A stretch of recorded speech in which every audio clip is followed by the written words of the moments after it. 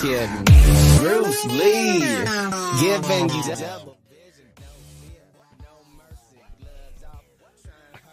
Hello everybody and welcome to the show for the people, by the people.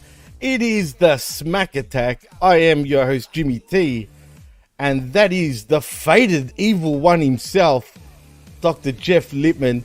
Are you part of the bloodline now, Jeff? Were you throwing your ones up? I am. I'm acknowledging them. And when John N. Wright goes N wrong, here I am again. It seems like it. The funny thing is, Jeff, it seems like in every second week, Johnny's on assignment. It seems every second week. I mean, feels like I even said it to him. I go, "Is this a thing now? Is that what's going on?" Well, he is on assignment this week. He's actually trying to find out what Zillow Fatu meant by "see you soon." And since Zillow going to train in East Texas, we sent John on that.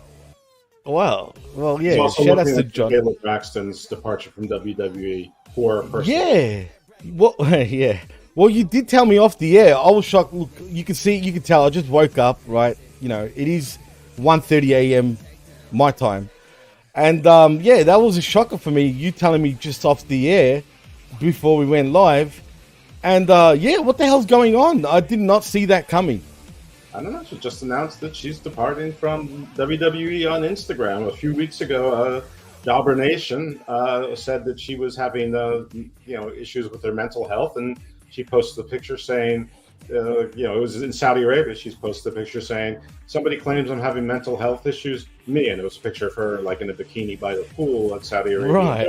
Right. So, and then she also posted a picture of herself. Yeah, Samantha Irvin posted a picture of herself with a jean jacket and like her boobs half hanging out, and like all the women have been recreating that pose. Well, she did that also, and then next week. But listen, maybe Jobber was right. There's plenty of times where Jobber gets to say Jobber was right, and Jobber was right. Listen, I haven't in the short time I've known Kayla, I know that she's been through one bad divorce, so What? Has she? Mm-hmm. No, really? She has? Yeah. Mm-hmm. Okay. Well, okay, that's interesting. I didn't know that either, as a matter of fact. You know what else I didn't notice? Not that it matters, but I upgraded my TV a couple of months back, right? Mm-hmm. And the difference, like, just in picture quality is amazing, right? My point is, I didn't realize she had so much, so many freckles. She's got freckles, man, on her face. Well, especially when she goes into the sun.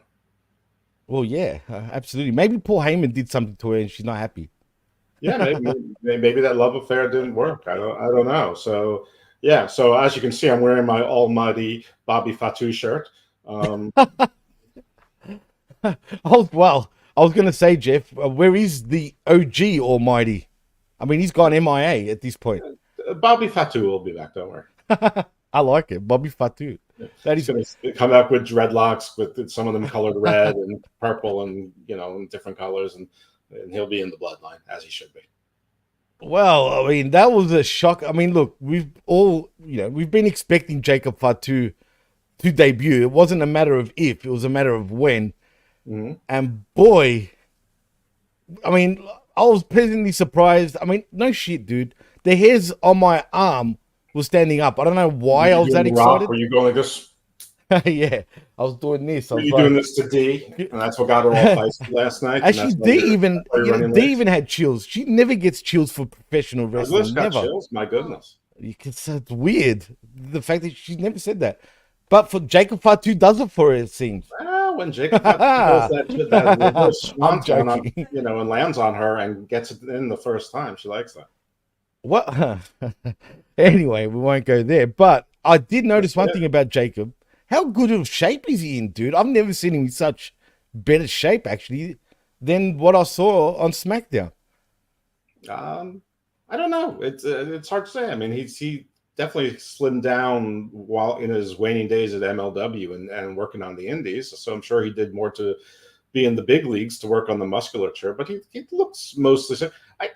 I think people thought Jacob Fatu was a lot bigger than he was because he worked. Oh yeah, he's a lot smaller actually than than what he is. But yeah, you're right. It's like Hammerstone. You think he's like 6'4", 285. No, he's like 5'11", 280. You know, I mean, But he's built like a brick shithouse, though, man. That's the difference, though. right. But it's like, when Braun Breaker in NXT, I was like, he's a beast, and he is a beast. But you see him on SmackDown, and he's half a foot shorter than Randy Orton. I mean, it's just More even probably. Like Orton's a big guy. I mean, a good example was him on SmackDown. He made Tama Tonga and Mello look, let's be honest, small. Well, yeah, no, absolutely. I mean, Randy Orton, but there was a time where Randy Orton was sort of the average-sized wrestler. Right, that's true. It's true. It's bizarre. And I blame Vince McMahon for that, and I blame him for hiring X-Pac, Evan Bourne, and Billy Kidman. Billy Kidman, 100%. I mean, is he still work? He still works for the company, I think, doesn't he? I have no idea. I thought he was in jail with Sonny. Nah. As far as I know, he's not in jail. But I know him and Tori Wilson did break up, ironically. And G-Ball wants to know what time is it. But Cold Blooded told him the time. It's clobbering time. Wow. And that's how we start off the show, Jeff. Well, it's not clobbering time. It's Mac clobbering time.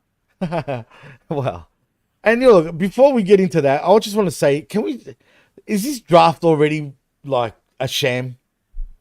Isn't it always? I know, it's true. It always is. But can't they just hold out just for a little longer before they do this shit? No. Why? Who cares? I know. I agree with you. I'd rather not. I agree with you. If it was up to me, I'd rather them not, separate the rosters. But that's me. I mean, for the most part, there's some reason for it, spoken or unspoken. I mean, CM Punk's been injured, so he can't be on. They want to maximize their dollar investment in him, and they want to keep a storyline going. Drew McIntyre quit, so whatever. They're in Chicago, great. Okay, so one screws each other in each other's hometown. You have to do it. It's wrestling. I know, it's obvious. I know it's true. But I don't know what people get so caught up with the draft. I mean, for the most part, the main Raw acts are staying on Raw, and for the most part, the main SmackDown acts are staying on SmackDown. When Jade and Bianca don't have their tag team belts, they're on SmackDown. They're not on Raw. I mean, it's like, right. Who cares? I don't care. Like I said, but since they want to, the only reason why I bring it up is only because they're the ones that supposedly try to be committed to it, but they never do. I mean, even till this point. That's the only reason why I bring it up. As long as it's just about who's challenging for the title, without there being something like a Money in the Bank or a Royal Rumble involved, then then it's fine. Who cares? I don't get the big deal. I agree. Variety is good. No, for sure. I totally 100% agree with you. Like I said, I'm only being objective because that's our job to call that shit out. You know what I'm saying? So, but it was up to me. Like I said, for me, keep doing that shit. I couldn't care less. But if you're going to do a draft, that's the only thing why I'm pointing it out is because, right, exactly. It's as sacred as it's ever been. Right. But again, I'll say that in the wake of the draft, which isn't that long ago, the parts of it are being preserved, and the carve outs you can sort of generate a reason for why they're being carved out. I mean, listen, everyone was expecting the Wyatt Six to be on SmackDown last night. They weren't, because they were hinting it. I mean, let's be honest. Yeah. Instead, we have a different version of the Wyatt Six in the growing, prefecture of the formerly known Roman Legionnaires.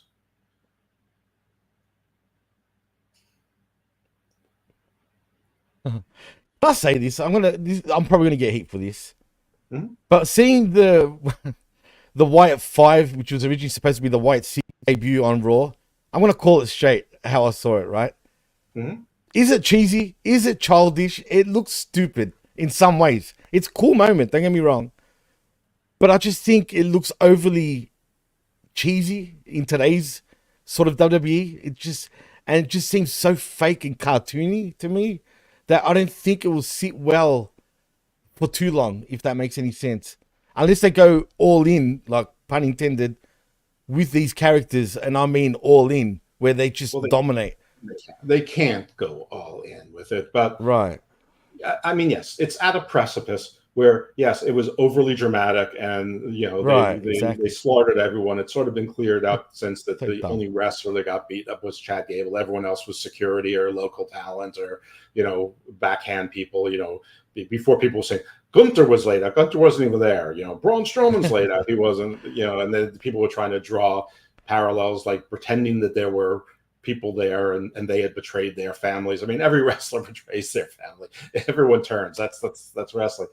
But yeah, I mean, can it go the way of Retribution? Yes. Well, first thing they avoided in that is them not going on NXT and SmackDown and making a mess of things. But I come from the school where I loved Papa Shango. I think the people who didn't love Papa Hey. Shango are stupid. I love The Undertaker. I love Kane. I thought the Boogeyman was fun. I liked the Supernatural.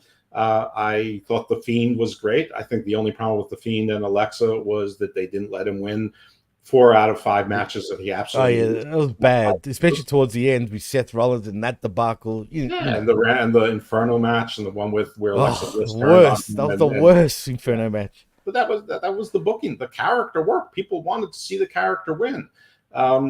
So but you do have to be careful. And I remember I came up with something that was if there's a villain, they all have to have their kryptonite. So remember how the Fiend had one glove that said heal and one that said hurt, and I Right. sort of said, well, if you rip off the glove that says heal, then he's not as powerful anymore. Then you can hurt him. If you rip off the glove that says hurt and then you Because use it, then you heal, can hurt right, him. right, It's sort and of the Undertaker's urn or the stone, the black heart that Katrina used to carry for Mil Muertes and Lucha. I mean, you can do that. I sort of trust the booking of WWE to, just like Jacob Fatu beat up 4 guys last night without any help from the rest of the bloodline. That's not going to happen again. no, It's next time Kevin Owens is going to be able to go one-on-one with him or whatever. You're going to see that, and he's going to need Tama Tonga to help him out or whatever. So as long as they drift away that this was just surprise and the smoke and whatever, but they can do the spooky horror movie thing as long as they stick together. But you get them apart, they're vulnerable. And the 6th member, I've always thought the 6th member is Bray Wyatt. The spirit of Bray Wyatt is the 6th right. member. And if that has an embodiment, the only thing that makes sense is broken Alexa Bliss. So who doesn't need to wrestle? If it's someone else, I don't know. But it's weird that they picked Chad Gable as the only initials that they gave up and the only wrestler they attacked because he just turned heel, and they're clearly a heel faction. So I'm gonna, maybe Chad Gable is the 6th member because and he was the accomplice who looked in the door. That the reason he looked dead is because he was faking it. He's the inside man. Well, if that's the case, just say, come on. I mean, that's already gonna, for me, that's leading to a failure. If Chad Gable is part of it, if he's aligned with it, like he was a snake. Mm-hmm. Sorry, continue, Jeff. No, you're right. If he's aligned, if he was like, I want to hear your thought because it's probably a good one. Well, yeah, I was gonna say if he's like the informant for the White Five, whatever they're gonna be called, it just doesn't that sort of cheapen it out a bit. I mean, I don't know. I don't know, man. I mean, it sort of makes sense. Chad's getting screwed left and right in his own mind, even though he keeps losing. He's losing more than fair and square because he's right. putting the odds in his own favor. I don't know. It's just a theory because I don't know why you would pick Chad Gable. But taking that, listen, I am very much aware that this is a risky gambit, that it can very easily turn into the Kevin Sullivan Dungeon of Doom versus Kevin Sullivan 10 years earlier in Alabama and Florida, doing satanic stuff and being spooky. It can go. You hit the nail on the head. Yeah, it's already at a precipice, which is tough. But I enjoyed the visual. I enjoyed the way how all of a sudden the Fireflies went from pounce to sort of being still and mesmerized, and they went back to their rightful owner. I like the drama of it. Where does it go? I don't. At some point, they have to just be wrestlers, but when they're together, they're very hard to beat. But when they're apart, they might be vulnerable. So I don't know. I mean, it seems like something that's perfect for war games. On one side, you have the Bloodline versus, Cody and the Avengers, which, eventually can be the Bloodline versus the Bloodline. And then the other side, you have the Wyatt Six against whoever is going to be the Raw Avengers. While, on the upper card at that point, hopefully you got Drew McIntyre and CM Punk back healthy. And, they brought Seth Rollins back early, to lose. Yeah, that was surprising, actually. Maybe Damian Priest will be still elevated. Maybe not. Who knows? But the thing I've enjoyed about wrestling the last couple of weeks, and especially like every segment this week on every show was part of a story, had a story attached to it. No wrestler was on TV for no reason. No shit. Funny you say that. I felt like WWE the last few weeks has kind of been on the cold streak until this week, though. Actually, from Raw and onto SmackDown, yesterday, I feel like they've picked it up again. You know what I mean? Like, yeah. I feel like it's picked up for now, right? And there's going to be ebbs and flows. Great. Yeah, with 52 weeks a year, there's going to be ebbs and flows, and wrestling fans are so impatient, but they're also patient at the same time. They're impatient and they like to complain about their impatience, but they stick around, for the most part. So, I think they know what they're doing. They being the people who are producing. I'll just keep saying Triple H, although I'm sure there's a team involved. There definitely is a team. I trust Bo or Taylor to understand Wyndham, his brother's vision. If he can't do it right, nobody can. And I'm sure Triple H, unlike Vince, is going to let him try to play it out, with some editorial control so that it doesn't go too crazy. But I think that they all grew up in the business and they understand that in wrestling, nobody can be invincible always. Not even the Undertaker. I mean, the Undertaker had a WrestleMania streak, but that he wasn't. It's not like he was the champion for 21 straight years. Absolutely. But do you think maybe? And I know, look, Raw, SmackDown, I get it, right? But even though they pick and choose, if they want to split or not split and whatnot. Well, this is the Smack Attack. We have to remind everyone that it's National Mental Health Month, and if you need any help, go fuck yourself if you need help. We don't care. Oh, fuck. And John, actually, speaking of John, look at this guy. He's got time to be watching his own show, mind you, and he's in the chat. And Zane, he just ordered the new Okada shirt. He's the one person who bought one. Speaking of that, apparently he's on location. There you go. He just responded. I am on location in Corpus Christi, Texas this weekend. Oh, John, you're a minister. You're always in Corpus Christi. I know. Come on. But anyway, there was something I was meant to bring up. I'm going to do an exorcism on John and turn him into a demon. I'm going to turn him into Pazuzu. I'm going to do a reverse exorcism. Yeah, I hope John knows who Pazuzu is. He's he's a bad demon. He's the baddest of bad when it comes to demons. The Exorcist. He's a Sumerian demon.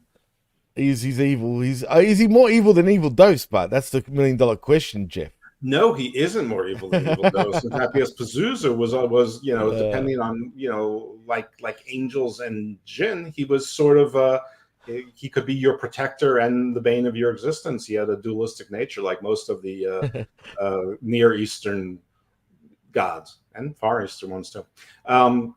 Actually, I just booked Dr. Heather Hall, who wrote the book Evil Archaeology for Garden. Oh, that's awesome.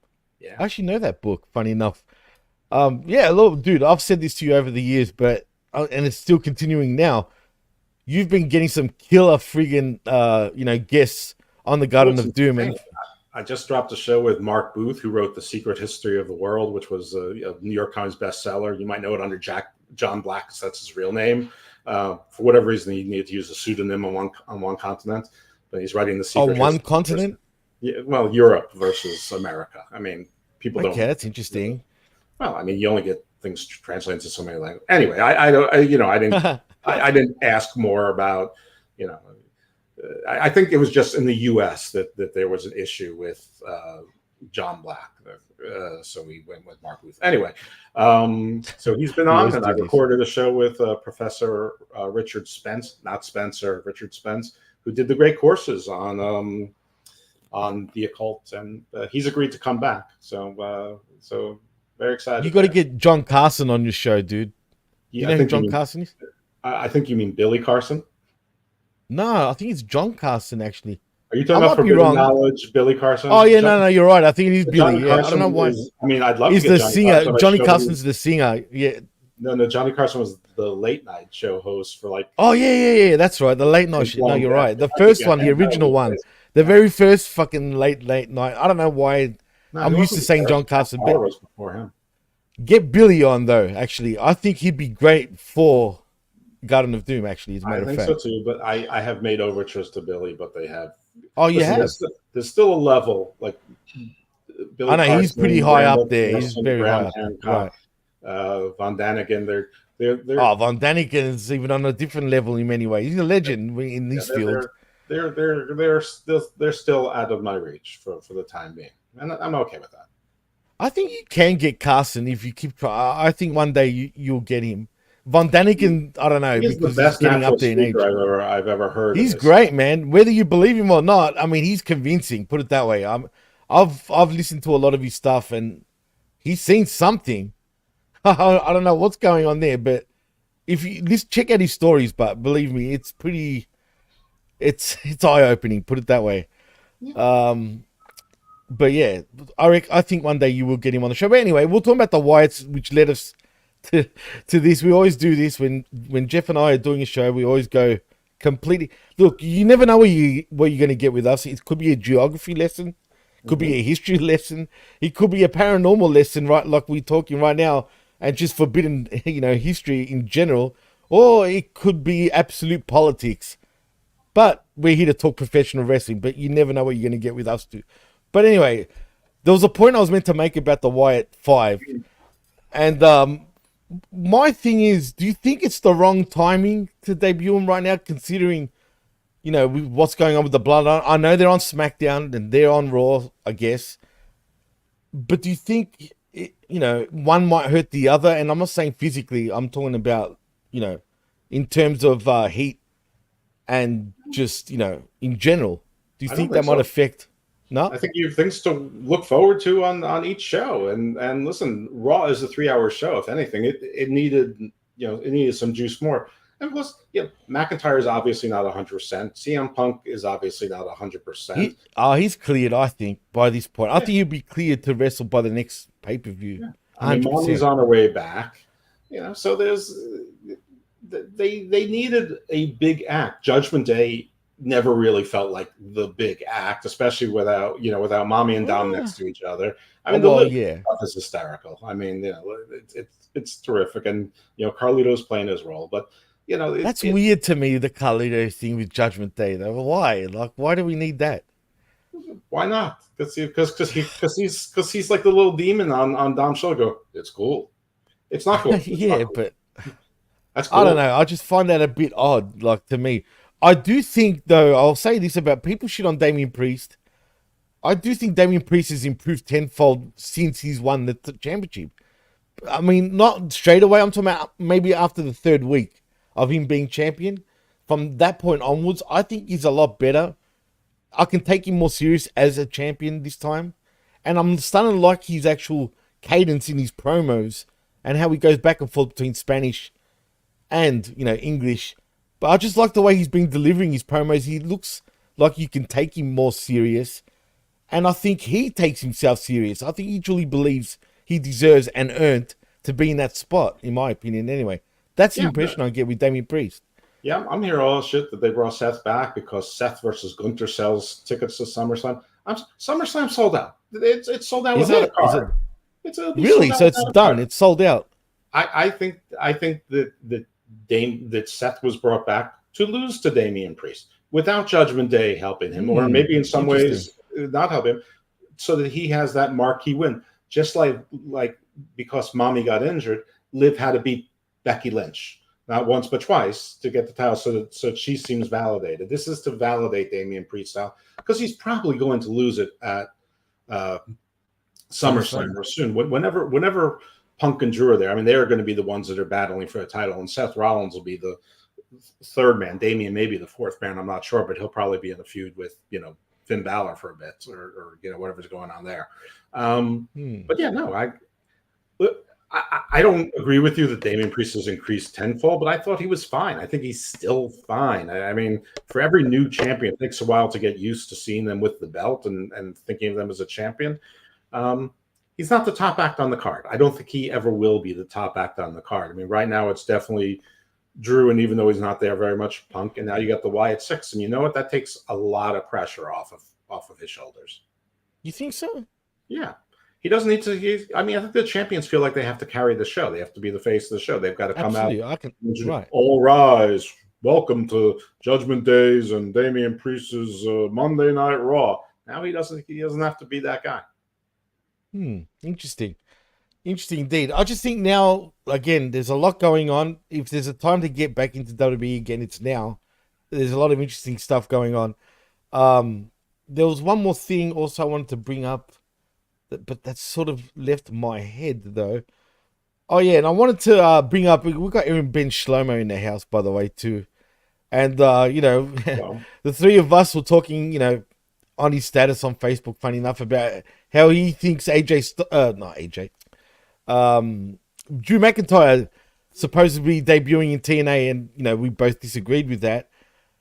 I'll tell you who will debut in TNA eventually and very soon. It will not debut, but I think AJ Styles will be the one that reappears because he's going to have nothing to do for a bit. And I think it makes sense. He's even come out and said he'd be happy to do it. So, he might. I mean, he's more likely than Drew, mostly because he's on the. But they're sending AJ and the Good Brothers to Japan to work that show. They're sending EO to work a show, I think, in Marigold. The same day, Asuka's on the men, so she may spend some time there. I don't know. But no, Drew McIntyre, listen, I mean, for anyone who hasn't figured it out yet, I don't know how. I mean, I actually thought the TNA NXT WWE thing was going to be bigger than it was, in that I thought that it was going to be Michin or Natalya that answered Jordan Grace's open challenge. I knew Tatum Paxley would get involved and maybe didn't have a program, but even Natty, it's a bit of a slap, though. Let's be honest. Bringing Tatum, that's the point. Even Michin or Natty was too high a level for it. Their deal is with NXT. It's so that the WWE developmental people can work people with a different style, and that's probably the same thing they're looking for from Japan. It's probably the thing that they're looking for with AAA as well, and other Mexican promotions in Puerto Rican, so that their talent get used to working with people who aren't trained exactly the same way that they're trained, so that they can become a little bit more fully functional, especially the men, because the women are adapting just fine.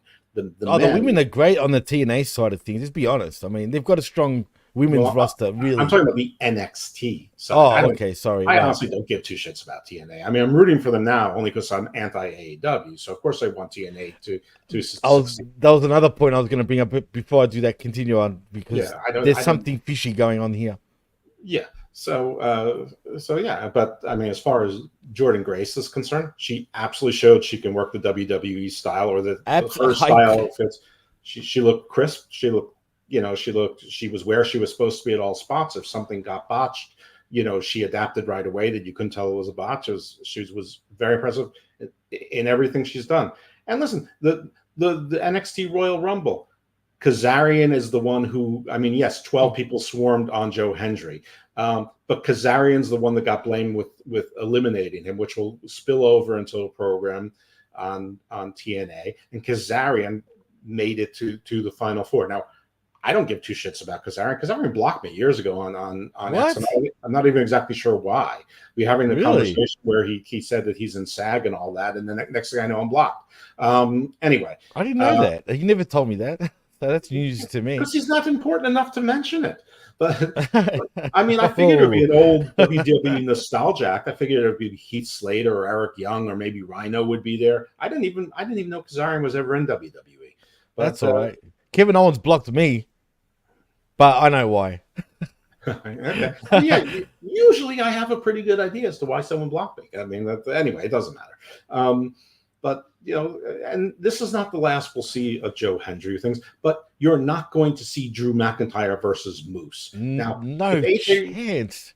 Right. Now, if AJ really wants to do it, and AAA feels like TNA is just about to, if they can do something to embarrass AEW enough without hurting WWE at all, maybe he'd do it. Maybe he'd say, okay, AJ, you can go and you can take the L. You can be in a triple threat there. No, I don't think he'll take the L, and he shouldn't Eddie take Edwards the L, in my takes the, opinion.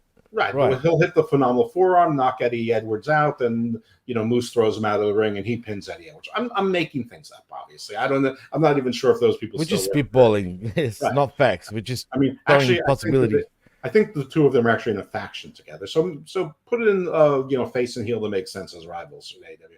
But I don't even think it's going to be that big. I think it's going to be mostly limited to NXT people, with the occasional main roster person who would be sent down to NXT anyway to help with the developmental, which is like 6 or 7 people at any time. Well, I want to bring up one interesting fact about Joe Hendry and the social media presence that he had by debuting. Look, it's not his first time that he's actually been on WWE television. He's actually done a few appearances many years ago. For example, he was the Russian diplomat for Rusev and Lana, if you remember, where he was talking about Putin and all that shit. Mm-hmm. And there was another thing he did. I can't remember what the other one was. But anyway, the point is, he got over 8 million plays and views over social media. He actually beat the Wyatt 5, which is interesting and amazing at the same time. And WWE will be aware of this. I mean, they'll be looking at this. You know what I mean? And I don't know, man. And his song charted over Taylor Swift. I know, it's crazy. Like that, I couldn't believe that, dude. And I'm not even a big fan of his actual song. I believe in Joe Hendry, whatever. But his songs that he talks about other wrestlers are brilliant. They're funny as that. It makes me laugh every time. Did you ever see? Good. No, much better than Max Caster, dude. Max Caster looks. I mean, seriously, you can't even compare the two.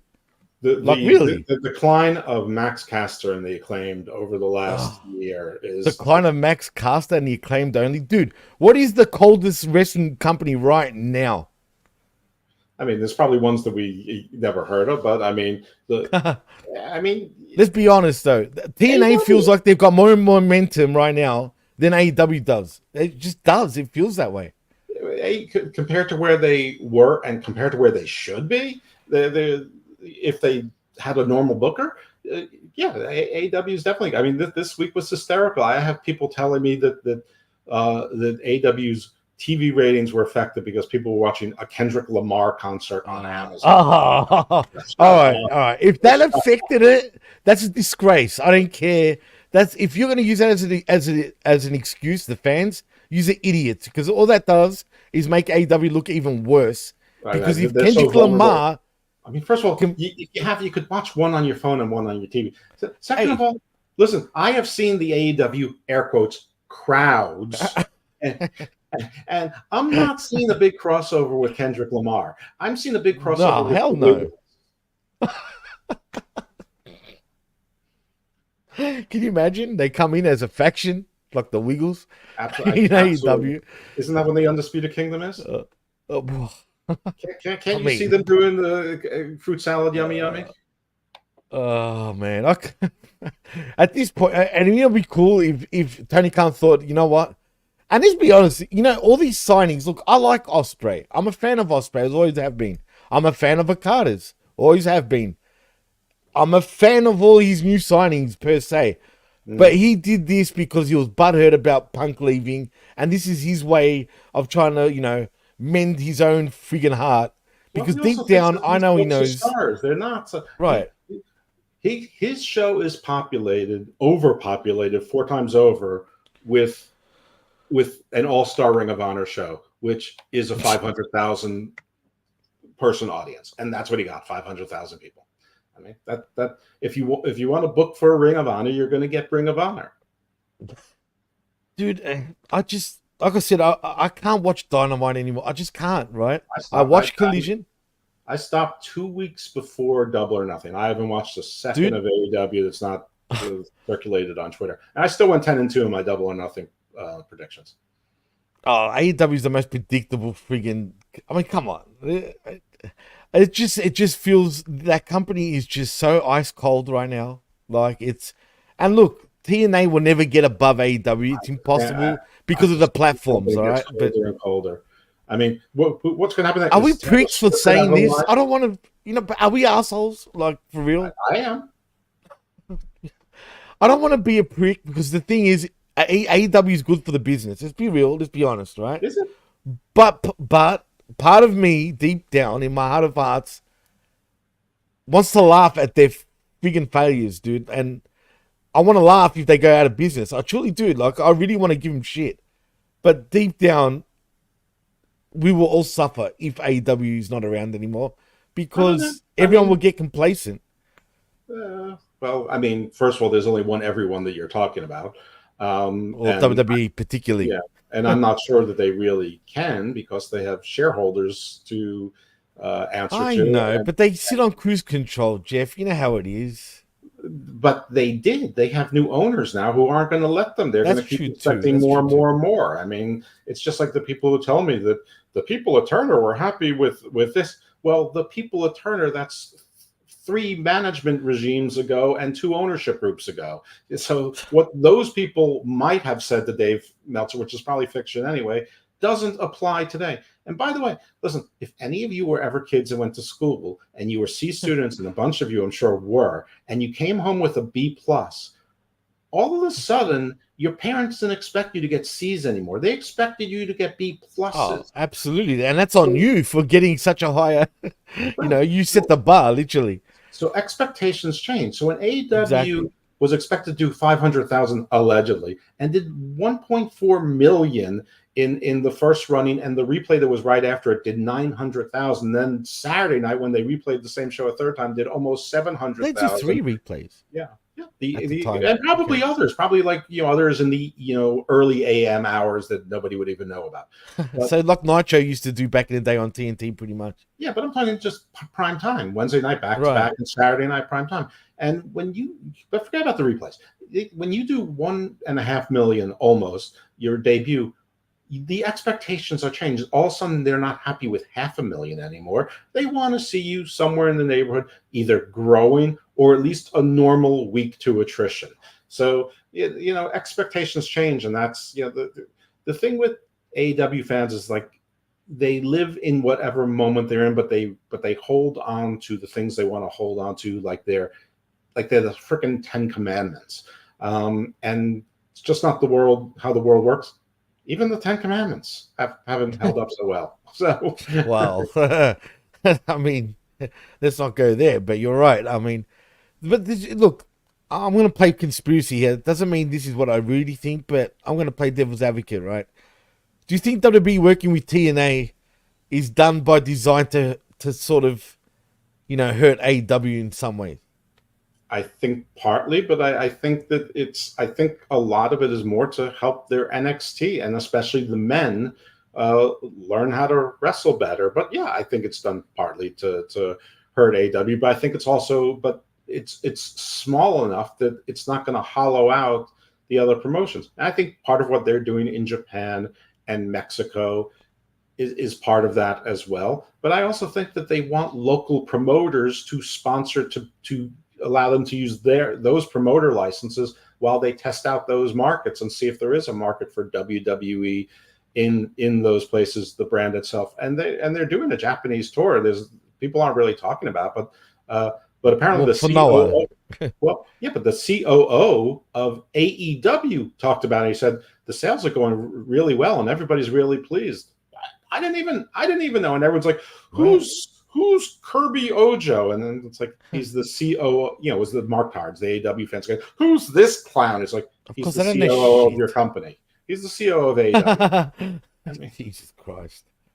Well, it's a fact, actually. A lot of the AEW Mark Cards, honestly, this is true. This is a fact, because I've spoken to a lot of them myself. They haven't been long-term pro wrestling fans, dude. They really haven't. They're new to actually pro wrestling. And it's funny because when you destroy them with certain things, they'll even come out and say it. Like, oh, sorry, I didn't realize because such and such. A lot of them have been fans for the last 5 years. That's actually a fact.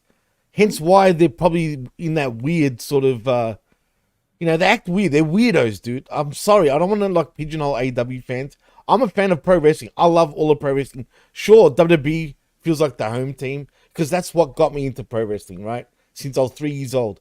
I'm sure just like you, WWE got you into pro wrestling, just like most of us, right? Generally, around our age group especially, WWE was the company that got us into pro wrestling. But AEW, like, they're not your normal professional wrestling company in every sense, from the owner to the fan base. And this is why the WWE bots, like they like to call that fan base, I'm talking about the AEW Marktards. Head drones. Oh yeah, and that too. The head, yeah, exactly. The E drones, they say, actually, Jeff. Oh, I'm a Fed drone because I set the interest rates. So You definitely come across like a Fed drone, actually, Jeff, to them. 100%.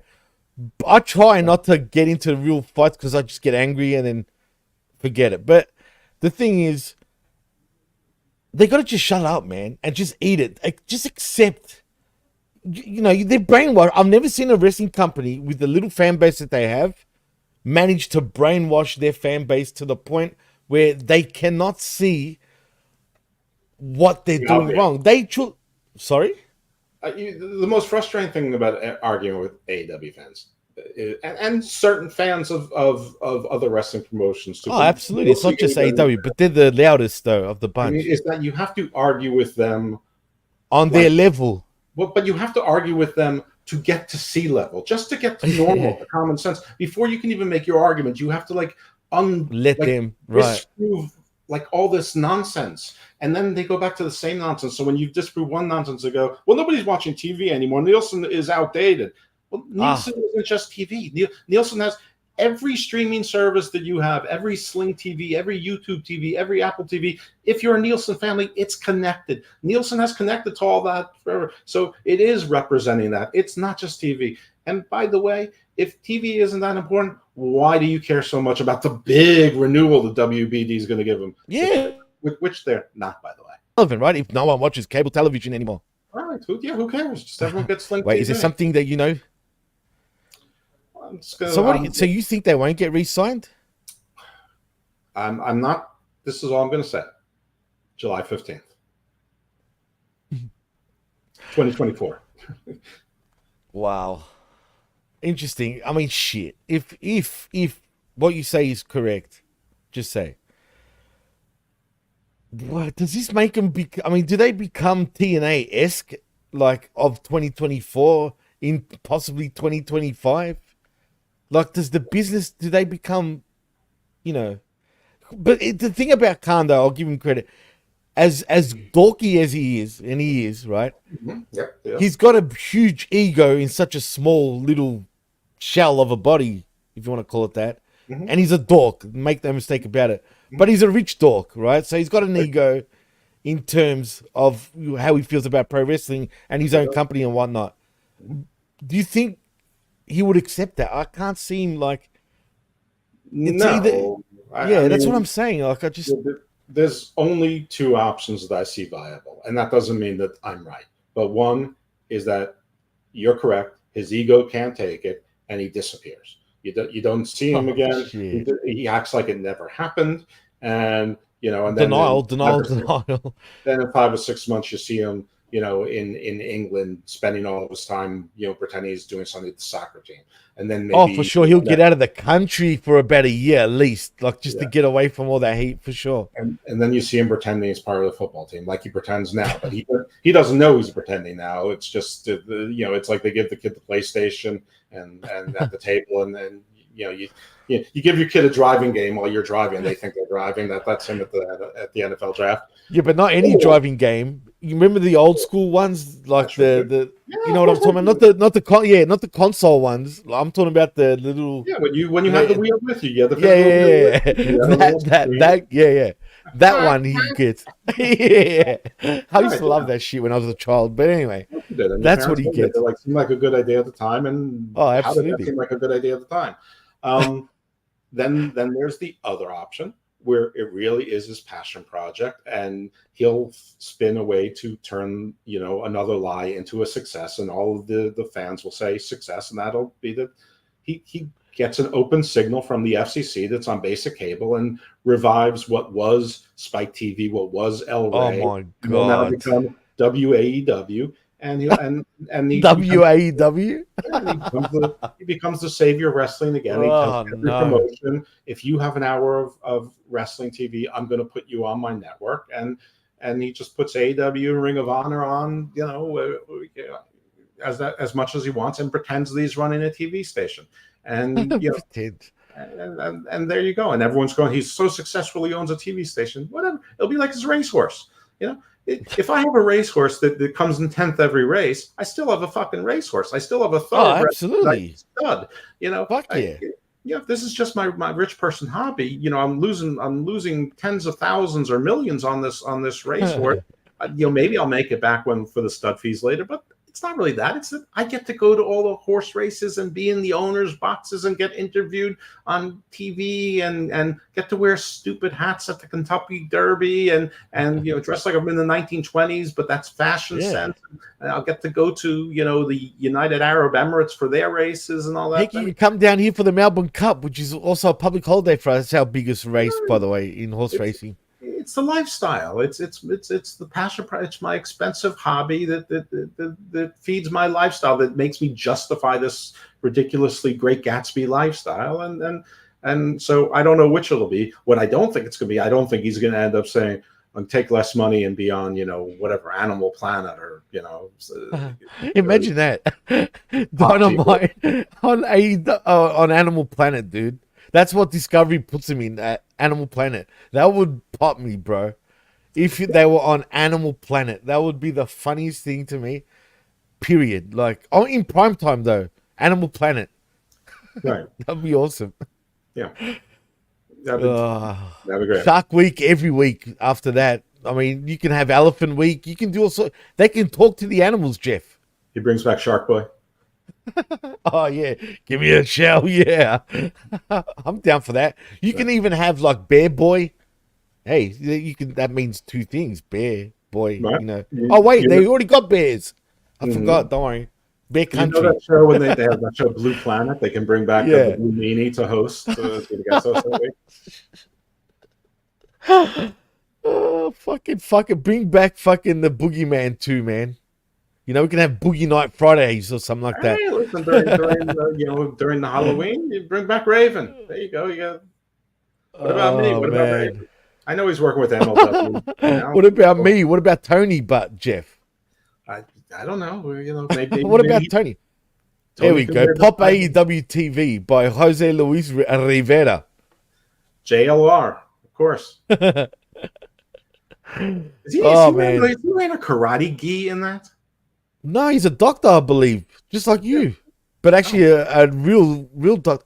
Jose, I don't think you've answered. Are you a dentist or a freaking surgeon?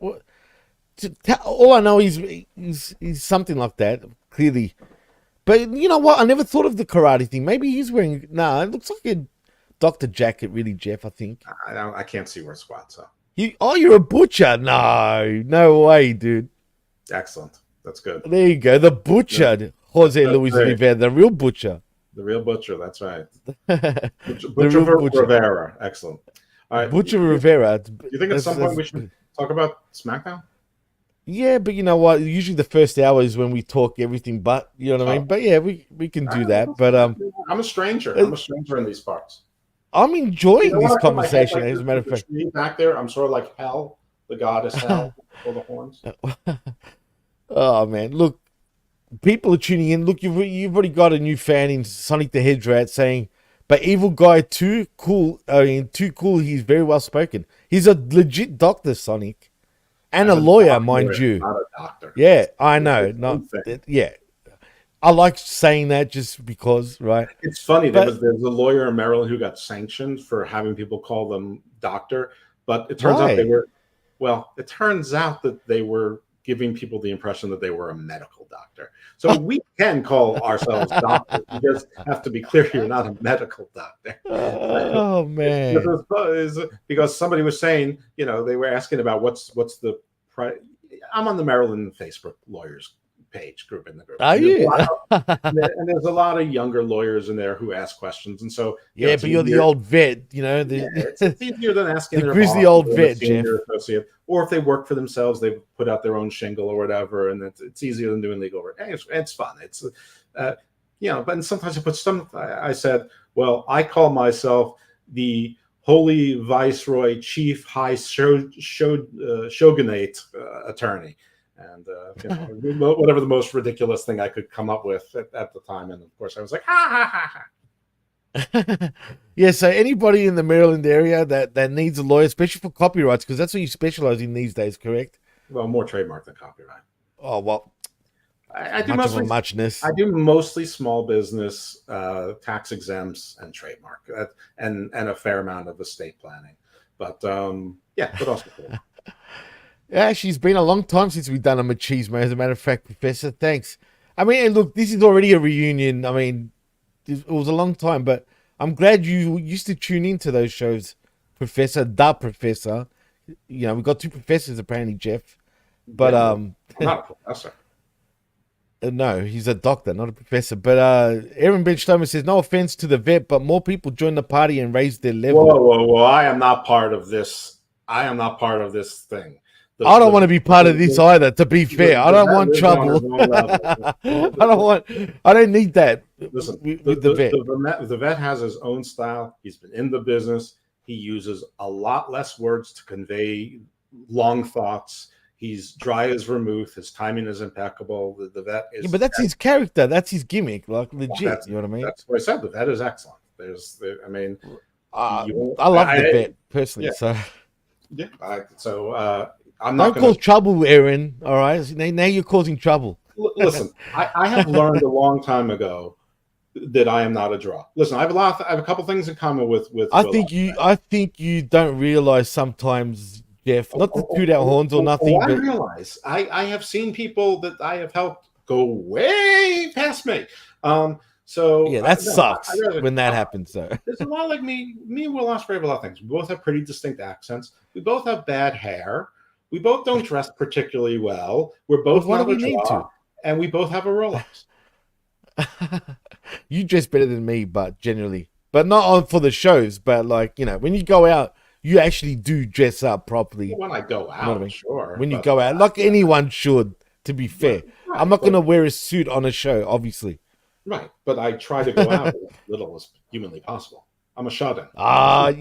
You're full. Get out of here, man. You go out a lot more than you lead on, but I think anyway. That's just me. But no, this guy is actually quite popular. He won't tell you that, but put it this way: he brings a lot of controversy and a lot of conversation. Even if you deny it, Jeff, you know this. Well, listen, all of you who think that you like what you're hearing, underneath there are podcasts that are mine: Hammerlock Hangover, which is wrestling, and Garden of Doom, which comes with Garden Views. Go subscribe to those and listen to those, and show me that I'm a draw, because I'm telling you that I'm not. That I am at a crossroads where I'm having a crisis of faith. That if I don't start seeing bigger numbers, at some point I'm going to stop entertaining myself on these shows. So I say that.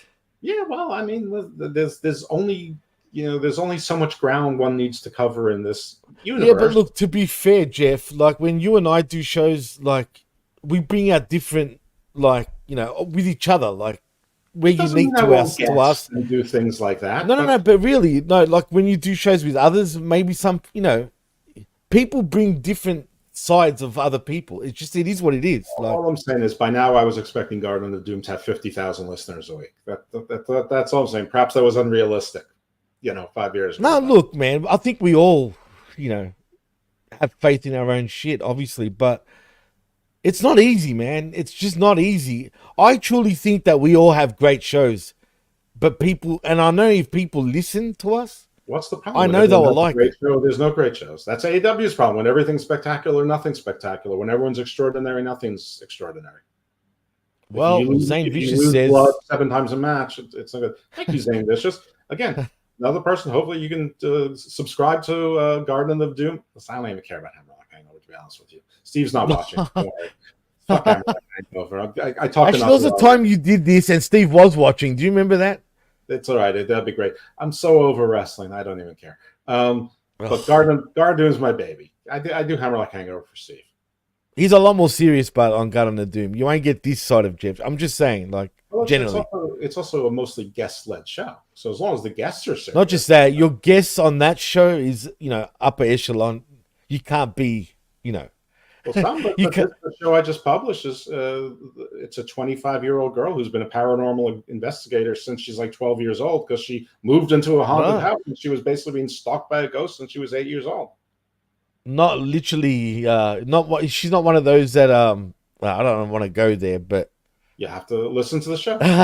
you got to listen to So for those of you who are younger, those of you who are like 18 to Zane. 32, she's 25 and she's really cute. She's 25. Yeah, she's 25. She's really Wow. cute. Like, so for Like, those of you who are age appropriate, you can look at her and Ogden. yeah, I know Like, we're both too old for like, that, Jeff. yeah, my stepson's 25. My son turns 24 in a month and a half, and my other son is Shit. 20. I get Wow, 25-year-old. 20. You're still that young. Yeah. Wow. God damn, man. I wish I was in my 20s again. Sucks getting older, man. Anyway, I don't want to reminisce now thinking of my 20s, but Zane says I'm trying to find it on here now. It's not on YouTube, Zane. You were still with D then. No, it's been a long time, bro. Been a long It's been a long time since you rock and roll.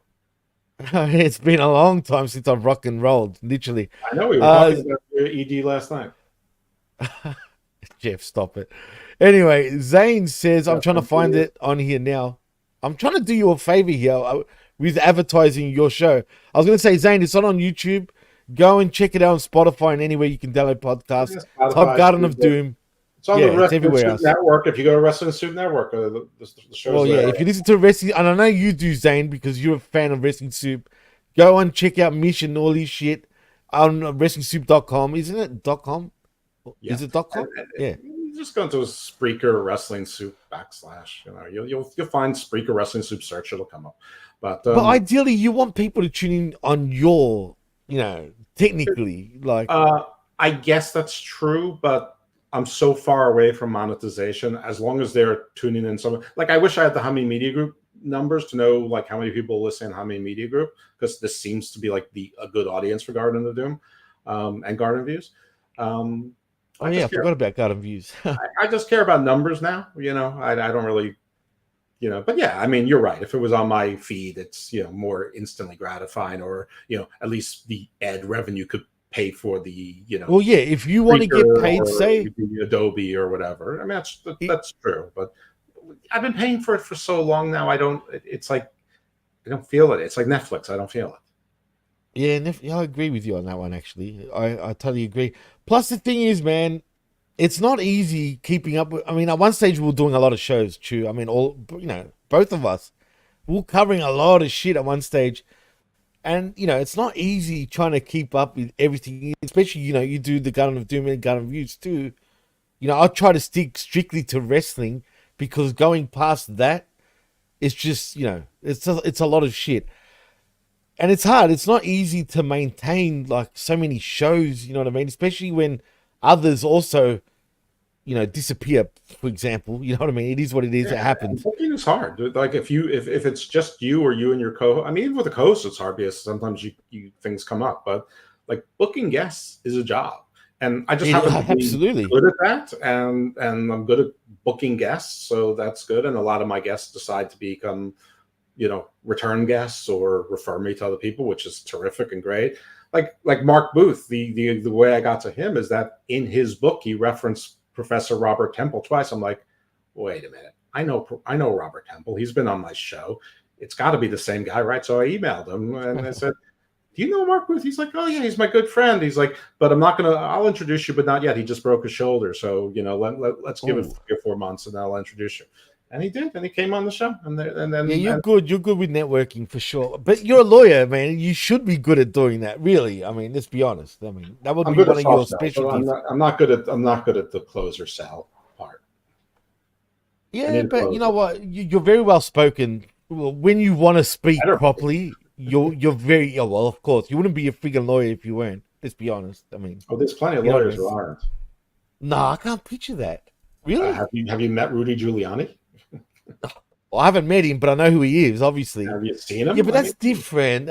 He's a well, New Yorker. I know you're from New York originally, but you know what I mean. He's Italian New Yorker. No offense to Italians from New York, but you know what I'm saying.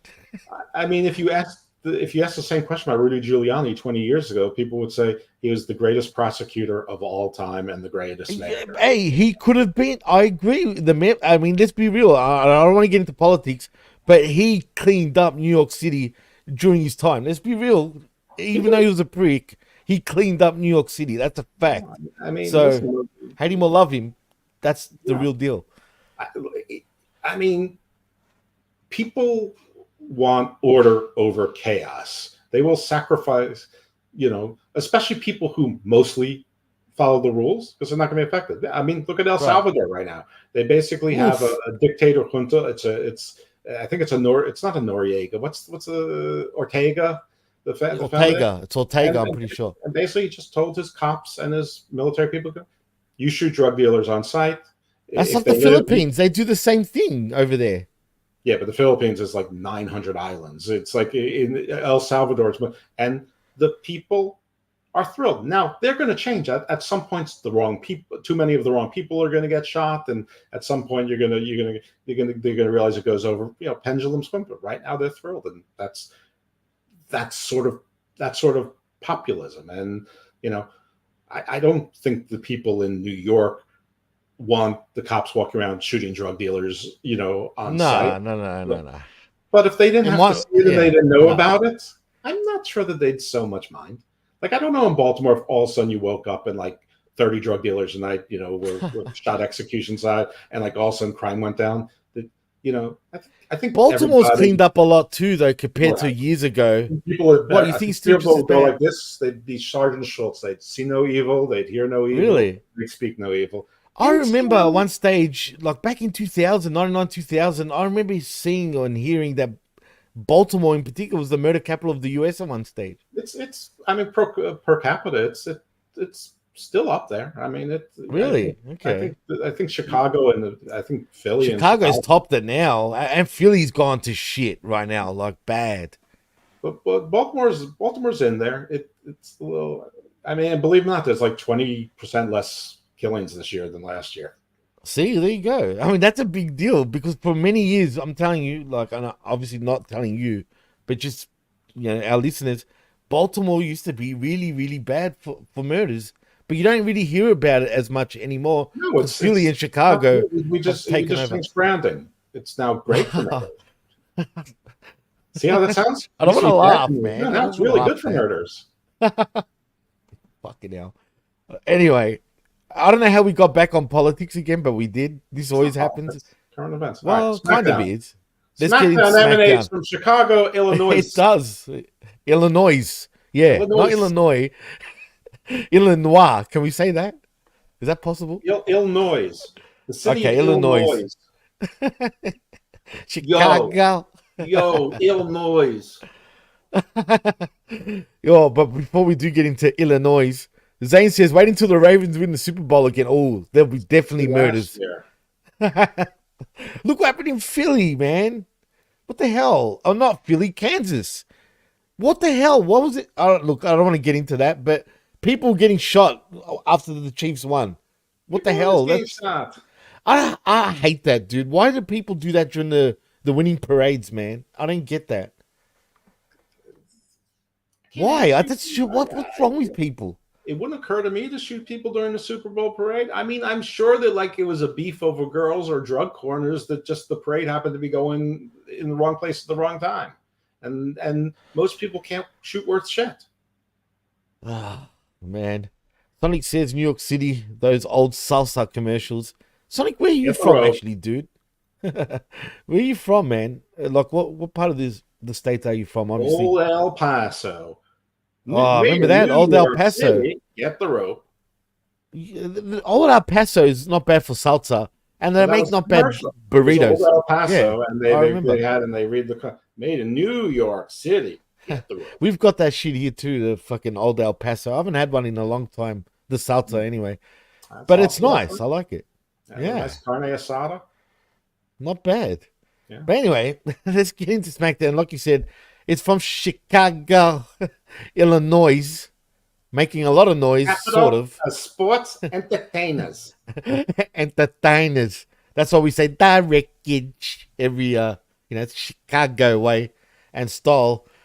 But anyway, it is from Chicago, and of course we have to have the man that brings the cobbering all the time. See what I did there? And I'm talking about CM Punk. And was it just me? I don't know. It just felt like the fans weren't as loud for him this time around than usual.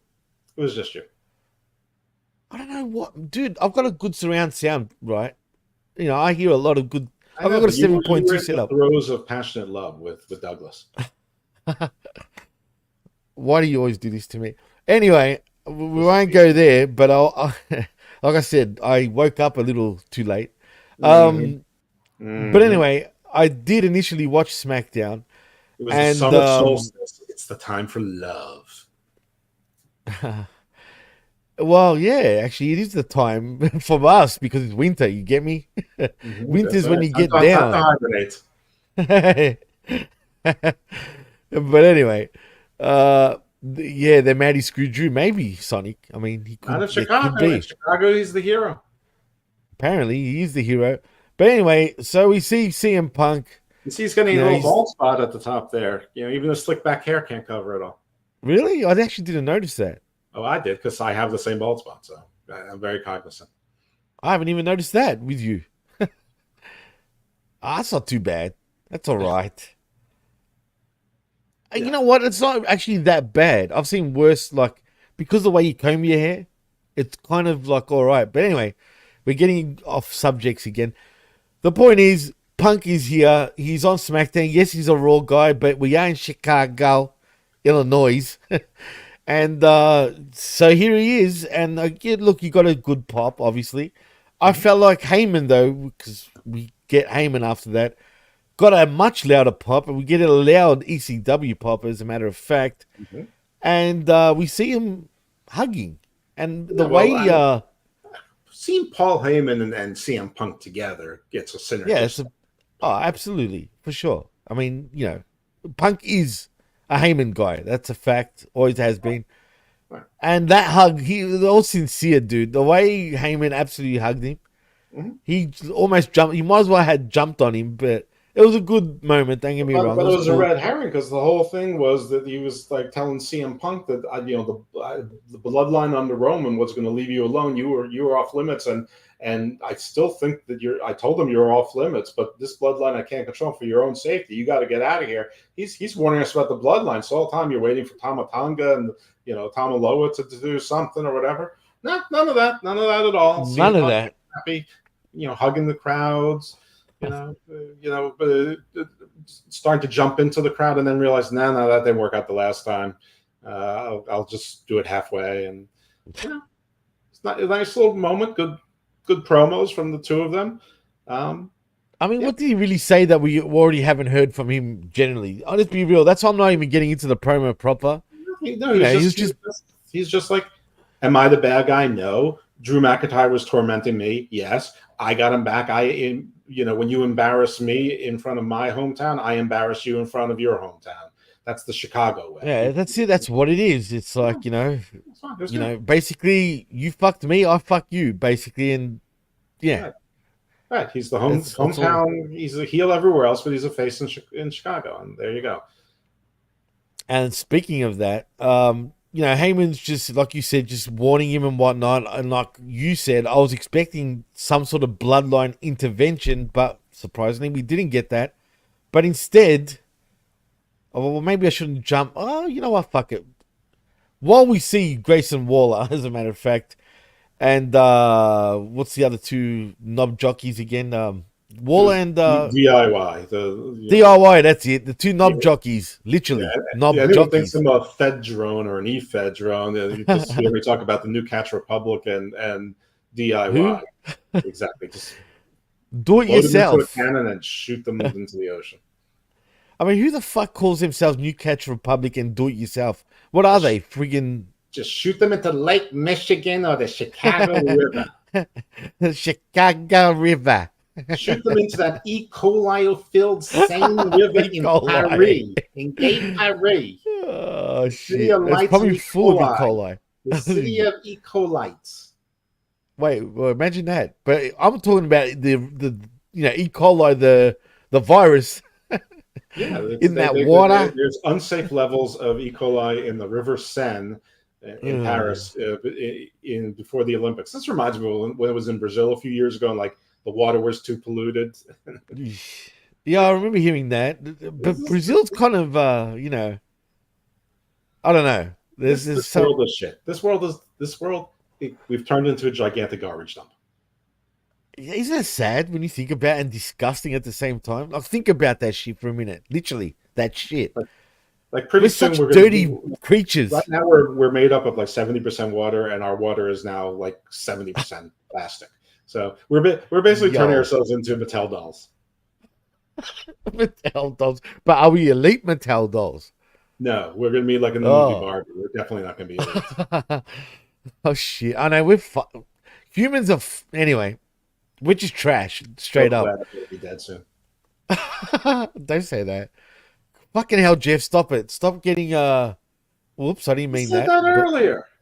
Yeah, I didn't mean that. I accidentally pressed space bar. Okay, it's not him repeating himself. It's you. No, that was me by accident. But he did say Andy assaulted CM Punk, as in Drew, because he quit Monday.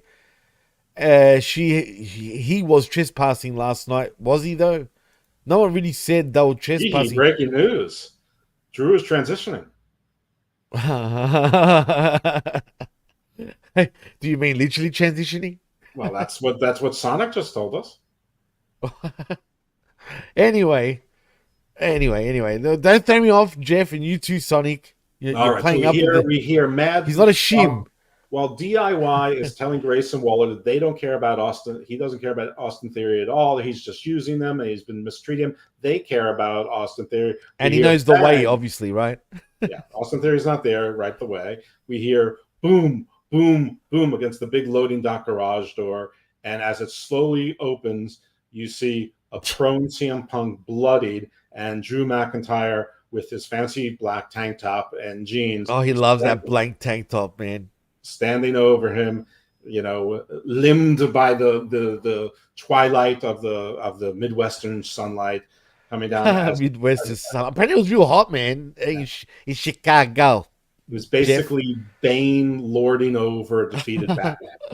And then he picks up CM Punk, puts him on his shoulders, not fireman carry like Lex Luger torture rack. No, not at all. And just walks straight ahead. Doesn't kick. Walks right through DIY. Dude, he dropped him like he was a piece of shit too. Yeah, once they got to the curtain. But first, he walked like 100 yards in front of like other wrestlers. No faces. Yes, and Aldous got real heated with Drew, as a matter of fact, too. Right. Well, yeah, but none of the wrestlers helped him. They were all staring. They were all awestruck, and everyone knew not to fuck with Drew. And then he dropped him like a sack of potatoes. Really, I actually thought he might have hurt his arm again the way he dropped him too, because he dropped him right on the arm, man, and it looked bad, kind of. Well, he might have, but CM sold it that he was dead. He didn't sort of wince or anything, and with tomato, with ketchup on his head and all, he totally sold it. Yeah, all this. He looked like Homelander. That picture with Homelander with blood all over his face. Yeah, and did you notice he was bleeding from every hole, pretty much. From his nostrils, from his mouth, his hair, head. You can see, yeah. And they, Aldous and Daivari and crew came out, the refs, and they were yelling at Drew and saying, "What the hell are you doing?" And there's a lot of F-bombs going on too. Apparently, it seemed. And they brought out the medics and they put a CM on a stretcher and they stretched him out, and you see him going in, he's stabilized, and Kayla Braxton, and what I guess were her last words for WWE, said CM Punk will be spending the night at a local hospital. Oh, not facility. There's no such thing as facilities anymore. No. It would have been funny if she said urgent care. A patient first. Sponsored by Patient First, Urgent Care. Oh, that would have been brilliant. That would have been absolutely brilliant. But if you remember, Vince would always say, "You're welcome, Ari, medical facility." That came from this head right here. Yeah. Eat that, Ari. Anyway. Yes, eat it, but in a good way, not the way dummy here. Yeah, in a good way. Like, a real good way. But anyway, Sonic the Hedgehog says, imagine going to work Monday and quitting, then coming back to work Friday like nothing happened at a regular job. That is true, and I agree with him. It's like nothing happened. Like nothing happened. He came back to beat the crap out of someone. I know, but technically he quit, even though it felt so. Let's be real. That promo on Monday was so not genuine. The way he said, "I quit," it was bad in a way. And he's been on fire. Half the internet thought it was real, just like when they thought Jay White. Come on, Jeff. Really? Do people truly feel that? Jimmy, you Mark Tartu, the ones that say wrestling isn't there to fool us. Wrestling there is to fool the fools. Yeah. Now, when they fool us, they've done a really good job.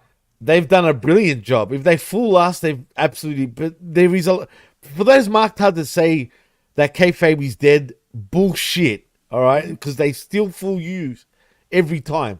I've seen it a million times. MJF had him been re-signed for a year. What are you talking about? Come on. Don't even get me started on that. But yeah, I love being fooled. I want to be fooled. You still think that Max is interested in AEW? Then why is Triller carrying all their pay-per-views? Why was that just announced in bundles and a la carte? I can vouch. What says my pay-per-views are not going to Max any more than them going someplace else that nobody ever heard of until 8 months ago? Well, they're off the zone, so right. You know what I mean. But yeah, no, I'm a member. Look, you know what's fucked? I'm paying for an AEW Plus membership, and I don't even watch it really, other than Collision. But you know what? Take my money, Tony, you tight ass. Anyway, forget him and that crew. Did you like this first opening segment? Yeah, it was cool seeing Punk back. Yeah, it was great. Great. And Drew was in the house. The best part about it is that I saw the people on the internet complaining that there's only been one wrestling match in the first hour. Nobody cares about so what? Wrestling. Exactly. Thank you. Like, you know, this is meant to be, you know, a build to the matches that happen on the PLEs. Really, that's what these shows are designed really to do. Of course, you know what I mean? And it's like watching Game of Thrones and complaining that they're not fighting the Ice King every minute for 59 minutes. I don't get, but wrestling fans are the weirdest. I mean, seriously, I'm not saying not us, not all of us here at HMG and Channel Attitude. No, you guys. Well, Aaron, I'm talking about. We love you, Aaron. Don't worry, it's all good. Don't ever like get upset. Your goddamn video game. Nobody cares what you're doing on your video. You're an asshole. He's the king of 2K24. We don't care about your cats either. Oh boy, I'm not going to get involved in that one. But anyway, you're funny. You threw me off. Apparently, we're the marks. I think you're saying you, Mark. Who's the mark, Zane? My middle name now. Mark. Yeah, well, there you go. He's a mark, literally. Sonic also says maybe you should have picked some other word than nitpicker. Maybe. Well, would that be, Sonic? Please tell us. Tell us more. Lice picker? No, you don't want to be a lice picker. Nose picker, everybody's a nose picker. I don't care what anyone says. And that too, a booger picker. Did I Same just thing. You laugh? Shut the hell up, She dude. did. She laughed. He heard you laugh. She's laughing at what we're saying, obviously. But who's you, Zane? Is it me or is it? Yeah, it's you. Is it Jeff? I don't know who you is. It's never me. It's you. No, it could be you. No, I don't think so. So you're saying it's me? That's what I'm saying, yeah. But I think it's you. I don't think so. He's saying, what's Lintelica? Stop it, Zane. You're a friggin' pillow biter, all right? How's that? Is that what you're alluding? Is that what you're trying to say? God damn it. Let's try to get past the first segment of the show.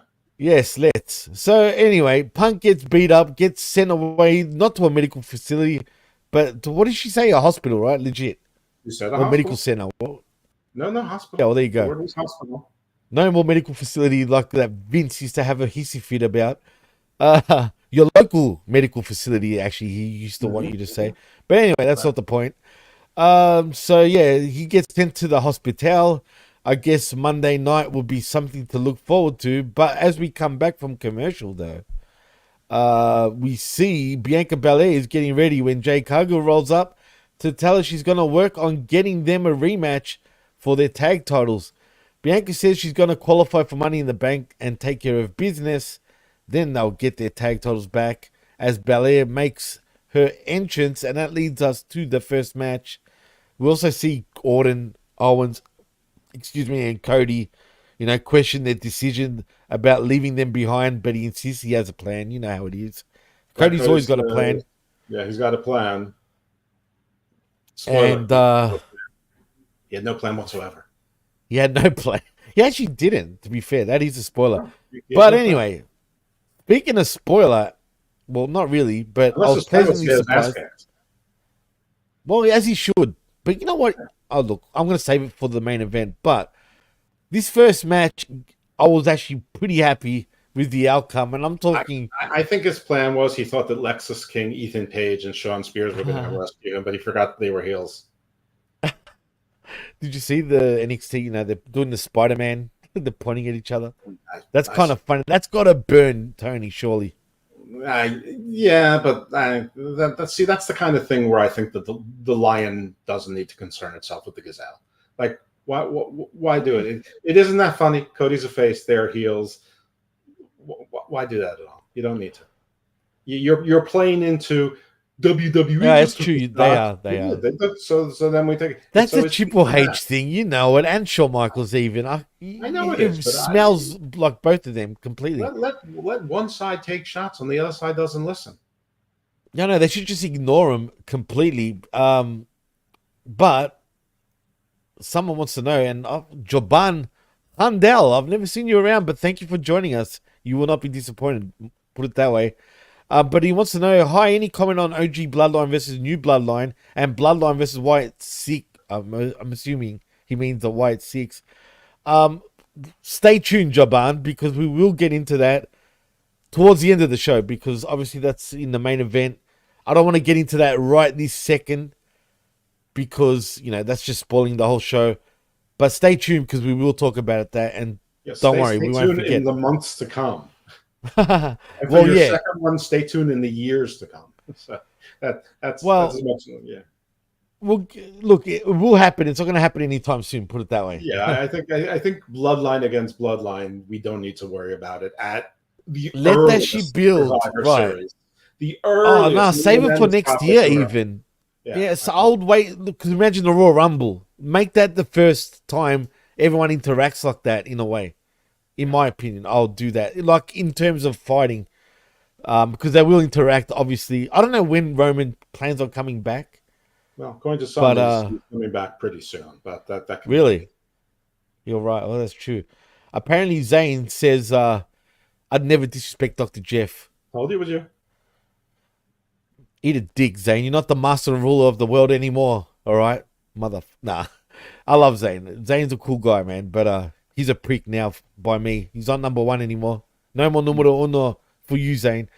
Anyway, but let's get back to that. Because Chelsea Green, and it's funny, I said, I want Chelsea, I was saying this to Douglas. I said, I want Chelsea Green to win this, but she's not going to win it, right? And to my shock, she did win it. I'm like, wow, they swerved us. And I was happy for her. She deserves it. And it's earned to be in that spot. For her with Money in the Bank would be brilliant. That'd be brilliant. I mean, yes, Tiffy Time is my prediction, but I would gladly go with Chelsea Green. She's earned it, dude. Chelsea Green is the example to teach to all wrestling fans that you could be enormously successful without winning any success. Her record is now probably 7-30 since she's been back, and 100%, including NXT. And she's amazing. I mean, the whole thing when both women were punching her in the middle, and she just did a Ric Flair flop in the middle after being hit by both of them like 3 times. It was just brilliant. Her face was brilliant. She rolls it. She's been killing it. It's been amazing. She's bringing back that Laurel Van Ness, hot mess look. I mean, that's true. I mean, the song is even about her hot mess, character. When you think about it, that's what it says. Piper was involved. No, the Piper not. True. I didn't think of that. You're right. I actually didn't. It didn't occur to me. She probably stayed in Scotland to visit relatives and friends for us. Probably taking some time off. But this was great, and People are like, oh, Bianca's being buried. No, she's not being buried. No, she's in a different fucking not. story. She's in her own program, right? Exactly. And then And that's the way this was booked. Yeah, well, Michin is, I mean, she's good, but honestly, she's a little bit lucky she has a job because anyone could fill that role. She's definitely a good hand. She's a good hand. She's a very good hand. She's a good worker, and she'll have her time. WWE, they definitely take turns, and she's been a good sport about everything. She's been doing stuff in NXT. Right now, her main program is with Jada Parker in NXT. So her time will come, but and they'll find the right pairing or something. But yeah, this was for Chelsea, and it's magnificent. She is so entertaining. She's so absolutely entertaining. Yeah, you know why though, Jeff? And I've seen a lot of interviews with her, and now I can see how she views professional wrestling. She understands who her character is. You know what I'm saying? And he's cool. She doesn't care about taking loss. For her, as she says this, it's not about, I don't care how much I lose. I don't care, how people view me, because people complain to her all the time that you should be fucking, used better. You should be winning. No, those people that say that, you just don't get it, man. You know what I mean? They just don't understand. She's happy playing this role. And believe me, there's a payoff in the end. And this is her getting that, that recognition. And look, man, every wrestler should have that mentality that she has. She gets it. Trust me when I tell you, she understands pro wrestling very well. Like, she knows, and is very well in tune. Far better than most. A lot of the men, even. I'm telling you, dude, she really gets it. She truly does, and she's happy, man. And I respect her so much, and she's so good. Like I said, and she's a joy to watch. So I was pleasantly surprised that Chelsea won, because that's what I wanted, and by God, they gave it to us, and everyone was happy. The fans even popped to it, as they should. The fans popped for her. It was great. It's great. Absolutely, absolutely. So we'll see what happens there. Zane thinks, or possibly that I've been saying, and this is Zane, that Chelsea Green would win Money in the Bank. I hope they do that. I'm not sure if she will win it. It would be great if she did. But who knows? I mean, look, WWE were trying to be cute all night with the way, you notice there's a pattern. Now that fool me once, shame on me at this point, because the next, we'll get to that actually. I won't jump ahead. The thing with Zayn is that I have always thought it's going to be Tiffy time. One, because she can say it's Tiffy time. B, because she has this it's a titty time, but seems to be Tiffy time. That seems to be solidified with Nia Jax. And one thing that Triple H has shown you that he loves, oh my God, is factions that have a lot of stuff. So you've got the Queen of the Ring, you've got the Money in the Bank winner, and at some point they're going to have tag team titles as well. And he loves it when there's a group that seems to be dominant for a period of time. So you got Nia and Tiffany. Maybe they'll throw someone else to be in the back with them. I don't know who's. Pick somebody who's not doing something important, but sort of looks like a badass that on a roster that could watch that back. Doesn't matter. Pick man, put Omos there. Whatever, doesn't matter. He's fucking Omos, man. Like I don't get how he's just not around. I don't know. I guess they've decided to just make him an attraction and put him on house shows. But he's not even that. Oh, has he been on house shows actually lately? I think he was. You're right. Recently, you're right. Yeah, he's been doing the house show route and ambassador. I don't know. I don't know. I'd like to see him more or know that he's there, even if he's just someone's bodyguard. I think he plays a great dude. I don't hate on. I've got no issue with Omos. As a matter of fact, I'm a fan of his. Straight up. Yeah, why wouldn't you be? I mean, he's 7'3". He keeps himself into relatively good shape. He's got muscular arms, which is hard to do for a guy that yeah. And he's actually not lanky. He's actually well proportioned for a guy that big. Right, and again, he doesn't need to put on in big matches. He's had decent matches. He had a good match with Brock Lesnar. He had a good match. What's the other one? He had a pretty good match with Bobby Lashley. Seth Rollins was the last one I think he had, wasn't it? Yeah, but I'm surprised they haven't beat him. For him. Me too. maybe he's gonna be the counter that they need for the good guys need for the Wyatt Six. Maybe they're gonna have to do some That business would with be MVP. interesting. That would Maybe be maybe they're gonna actually need to pretty do some interesting. hurt business. Oh, imagine that, dude. Imagine it.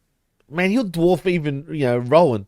Yeah, you see Rowan taking the hammer back like that, and all of a sudden from off screen Right. you see a giant hand come and just grab the hammer and pull it back. Oh, my God. Oh, If only Paul Bearer was still alive, I would have him as the manager where he comes back. He's like, yes. You know what I mean? And it's a Omos. I'm perfectly fine with it. I don't know where MVP's. I know MVP's been getting stem cell treatment, but I don't know why. Has he? Oh, I've heard that too, actually. He's been saying that, actually, himself. But why? He needs the testosterone, whatever? No, apparently they think it helps heal. Listen, I don't know if it's real, if it's like shark. That's not cartilage, proven, though. But like Sheamus got some of it and he's back, so now everyone is thinking. Yeah, it'll look work what's on happened them. to him, for crying out loud. Yeah. Well, not now. He's actually lost it pretty quick, but still. Anyway, so all right, so Chelsea Green, yes, I think it's going to be Tiffany, but I'd love to see Chelsea Green Money in the Bank too as well. Okay, so what happened next? Well, we do see the segment of we already spoke about that, but the Austin Theory part. But let's skip that because we spoke about it. We move on to the next match, and it's another Money in the Bank qualifying match. It is Carmelo Hayes versus Randy Orton versus Tanga or Jimmy Chonga, as Enzo would say, which makes me laugh. Whatever the case, they have a three-way, and you know what's funny? WWE tried to fool us here. Hold on. You can't What? start with the three-way because as soon Why? as Kevin Owens comes out, the Tongans double teamed him and they targeted his leg and they beat the hell out of him until Randy Orton chased him away with the chair. Yeah, but we're gonna have a lot of this all show pretty much. You know what I mean? But this happened before Kevin Owens was in the men's three-man. I mean, it matters. That's true. His knee being injured is part of the Injured. Yeah. And you know what? To credit to Kevin, he sold it like a champ the whole night. It's not Buddy Matthews where he really broke his knee. I mean, is that legit? I think so. I don't think that's legit. No. That's a work, dude. I don't think so. I know it's lazy. Trust me, it is. It's just to advance the storyline. Believe me when I tell you that. I think they He's not pretended hurt. that it was a work afterwards, but I don't know. I mean, nobody should actually listen to me because I haven't watched AEW in 6.5 weeks. No, I'm pretty sure it wasn't legit. Man, the way he landed, he didn't hurt his knees. Come on. Let's be real. But anyway, fuck that company for now. Right. We always get back to these idiots somehow, but let them play with their play dolls, whatever you want to call them over there. And their shitty storylines with the Bucks and Tony Khan doing nothing. I'm cool with that. But anyway, yes, like you said, do I need to elaborate a little more here? No, as a matter of fact, three-man match. Kevin Owens has a story with the Bloodline. Randy Orton has a story with the Bloodline. Carmelo Hayes really has a story with no one. So of course, right. But the way they did it, though, Jeff, the way they did it, did you notice we didn't see Mello's entrance? And it was done by design, I think. And I think it was done so you think that Mello has no chance in winning. And even they fooled me. I was expecting him to take the pin, right? But then I should have thought. You expected the Mia Yim treatment. No entrance. Oh, yeah, that's what I'm saying. Oh, Mia Yim, by the way, has lost a lot of weight. I forgot to mention that. She looks weird, dude. She's got no ass, bro. Oh, yeah. Anymore. I'm just saying. Listen, maybe she's just helping her husband, motivate. I was thinking that too, and if that's the case, good, because he needs it more than she does. Put it that way. He needs it more than I do. Even me. What are you talking about? No. You know what I mean? Really. I'm concerned for him because he's disappeared. Lord knows, I don't even know what's happening with him anymore. But anyway, I just wanted to point that out. But anyway, yeah. Well, yeah. Does he have a Rolex, bruv? He's not in WWE, so he probably doesn't, bruv. Oh well. You know what he's got instead of Seiko in AEW? Yeah, I mean, look, it's a decent watch. But it's no Rolex. But I'm just saying. You know that Keith Lee probably shopped around and found the one that was most practical. He probably got like an IWC in a lost sort of department.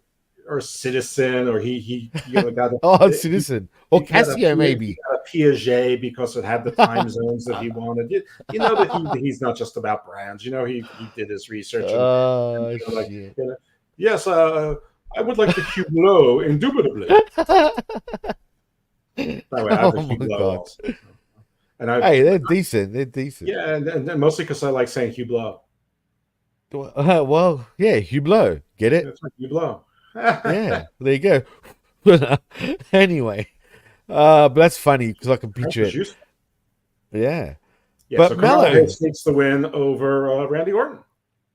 yeah, you know what? It makes sense now thinking back on it because at the end of the day, Orton and Owens have got other fish to fry, obviously, Right. other than the Money in the Bank. So, but You initially, I don't didn't need to be expect in it. Money in the Bank if you have another story. I mean, Right. that's WWE booking. Every now and then they'll surprise you, but usually if you figure out who has other stories and who doesn't, It's easy, you can right, figure out to who's see it, going to right? win, or at least you can narrow it down.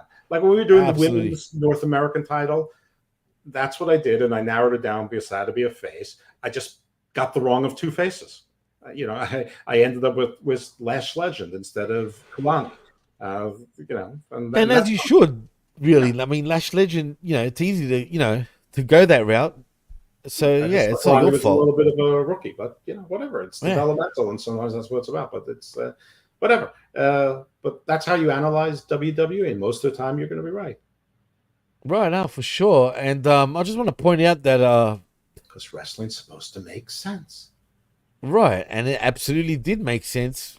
Actually, Which the is whole show why was I say well. stuff is a little polarizing because it doesn't quite fit into that wrestling's supposed to make sense. Because the supernatural true is too. sort of the supernatural and horror is sort of a thing beyond, and sometimes the timing and the execution need to be right. Like you have to go full Ministry of Darkness and then stop that to preserve it. You have to get it right. So. Sonic the Headdress says, Jimmy, did you really just complain to a doctor that you mad a woman wrestler no longer thick? Yes, I did. Yeah, I did actually complain. Well, I'm not complaining to the good doctor himself per se. I'm just saying I was surprised at how much weight she lost. I don't call myself doctor. I have a doctorate, but nobody in my I know, profession relax. calls themselves doctor. Yeah, I think you pointed that out. Why do you feel so? You never used to be self-conscious about this, Jeff. I don't know. I just don't want people to think that like I went to medical He's school. not a surgeon. He's a lawyer. Remember that. Yeah. He's got degrees, masters. I know people who did both. I mean, I know lots of people who have like dual lawyers professions. and actual doctors. Yeah, and then I've never heard that one before. They go into malpractice, either defense or Really interesting. That's actually very interesting. Yeah, and with Sonic, why are you complaining that I'm complaining? You should be complaining too. Just saying. You know what I mean? I'm sure you're a man of color. I'm sure you like your girls a little thicker than that. Man, she's got a flat back now, bro. A hedgehog. Oh yeah, true. He's a hedgehog. You're right. He's not a man of color. Actually, He's like is he Sonic the Hedgehog? No, he's a hedge rat. Actually, Jeff, not a hedgehog. Well, I mean, isn't the hedgehog just a rat with with? But is he Sonic the? Actually, he's Sonic the hedge rat. Is he blue? Are you blue, Sonic? I'm not talking about the song. I'm saying like literally, are you blue? Sonic the Hedgehog. He's like blue. like the Kree from Marvels. Yeah. Just the funny thing with the Marvels is one of the many stupid things they did. So they decided that the Kree need to be racially diverse. And so now they're blue, white, and black. Okay? Why blue? Why they do this shit for, bro? Well, blue is from I hate this. But the funniest thing is like one of the most famous African actors, the biggest success. He's from Amistad and ER. He was in Shazam. He's in the MCU. And because they didn't have black Kree before, he still has to put all the blue paint on. So he's still in the MCU wearing blue paint. There's now perfectly fine brown Kree. It's just the Marvel and Disney that's just so stupid. I know, it's ridiculous, man. Society and the way they anyway. Just the way everyone's like stuff. Nobody complained that Arya Stark killed the Night King. No one that she was a strong young. Nobody cared because it just was. I mean, just write good stuff, people. That's all. That's it, man. Stop worrying about fucking consequences and like what's right and what's wrong these days. Everyone's walking on on eggshells. Not just apparently in WWE that once upon a time, but just in society and the planet, man. Everyone's fucking like not sure what to say anymore. Everyone's paranoid. The thing is, it's not everyone. It's just all. Not of us. everyone. That's true. It's like half of us in the developed world. You go to. That's the real issue in the developed world, Jeff. Theoretically, I know a lot of people from a certain South American country. There is no political correctness. I wonder what country that is, Jeff. I don't know. Shout out to La Sacaria, by the way. No, but all people I know from like other countries that are from here, and I know a lot, they have no political correctness whatsoever. No, bro, are you kidding? Go to Europe, particularly Southern Europe, or the Balkans area, and go to South America. Phew, they got no shame. What are you talking about? No shame at all, bro. It's like it's a descriptor. It's helpful. It's like I know all these people from Africa, and I'm like African American. It's like they're like I'm not African American. I'm African. It's like just call me black, dude. Yeah, I know. That's it. You don't have to exactly. They don't get you guys don't get offended over. It's okay to say, black. Jesus, that no one gets offended at saying that. Just call me black, dude. Sonic says he's Bew. Apparently, he's whatever that is. Bew. Oh, sorry, he meant blue. Okay. All right, so he's correct. He's politically correct, just quietly. All right. Well, speaking of African Americans, Mello steals the win and advances to the Money in the Bank. Money in the Bank, along with who else is in it? On the Raw side. Wait! Hold your horses. Relax. Relax. It's an all person of color Money in the Bank so far. Oh, it is. That's good. Actually, I didn't think of that. That's actually so what Zane, who's also African American. See, man, he's saying what? Like Austin, what? He's just giving us a chance. He's like a fan. He's just saying what in between everything we say. What? Before we move on, something wanted to say though. Nah, Doc, you're cool, but what's the point of knowing someone in a certain field or race if we can't rib each other? Thank you. That's how we are down here, Sonic, in Australia. We all rib each other, no matter race or color. It seems to be more acceptable in that sense. No one sort of, like for example, I'm considered a wog in this country, which is like saying the N-word because I'm an ethnic. So, but we all take the piss out of each other. Sorry? Like what's not an ethnic? Well, technically, I'm not white Australian, right? Like I'm talking about blood-wise. I'm born in Australia, sure, but is British not an ethnic? I mean, no, but technically, because the Brits are the ones that created the country. I know it's indigenous. The answer for Sonic is technically, but in a world where everybody was friendly and gave everyone the benefit of the doubt, you'd be right. But it takes only one secret snitch to ruin everything. 100%, and that's what happens, unfortunately. And was this oh, dude, don't even go there. It was bad here, actually, very bad. The indigenous people here in Australia, Zane, you should look this up, actually, dude. You got a thing for Australia. Look it up, dude. It's actually pretty bad with what happened to the indigenous people. Well, the indigenous people got treated, but there wasn't slavery was outlawed by the British Empire before Australia became a colony. No. They were slaves, dude. They were chaining, dude. You look Isn't Australia like 1874? Yeah, Australia's like just over 100 years old. Right. I mean, you guys are a lot older than us as a country. Britain outlawed slavery about. Dude, they got slaughtered here though as well before the U.S. Civil War. So there was no slavery. Yeah, but keep in mind this country was what do you call it? It was a penal colony. So yeah, exactly. The lords who came, I mean, there was basically indentured servitude and serfdom. Captain James Cook. But listen, there's almost no comparison in certainly modern times to the transatlantic slave trade. Just the sheer number of people that died at sea in floating tenements. I mean, in and of itself is probably uniquely catastrophic. Well, put it this way: did you know the I say indigenous? probably There's because I more don't know what else Greeks. happened in history. But Do you want to? Well, Jeff, I'll give you an interesting fact. Believe it or not, there's more Greeks and Italians and Asians than indigenous Australians, dude, in Australia. well, yeah, Think about that for a minute. Well, yeah, That's pretty bad. And Tasmania, they killed every single indigenous person in Tasmania to the point where there was no more. The only state that had no more indigenous Australians, dude. For real. Well, that's why they're the devils. And one thing Well, I learned yeah, that's actually a good point. the indigenous Australians from indigenous Australians is that when their families intermix, it takes Right. it takes 2 generations before whatever the other ethnicity is to become the dominant feature. So you could be completely indigenous, Oh, but look dude. like red hair with freckles. You could look Korean. Nah, and be indigenous because apparently that's just they've got dominant bad features, luck in put their it that DNA. way.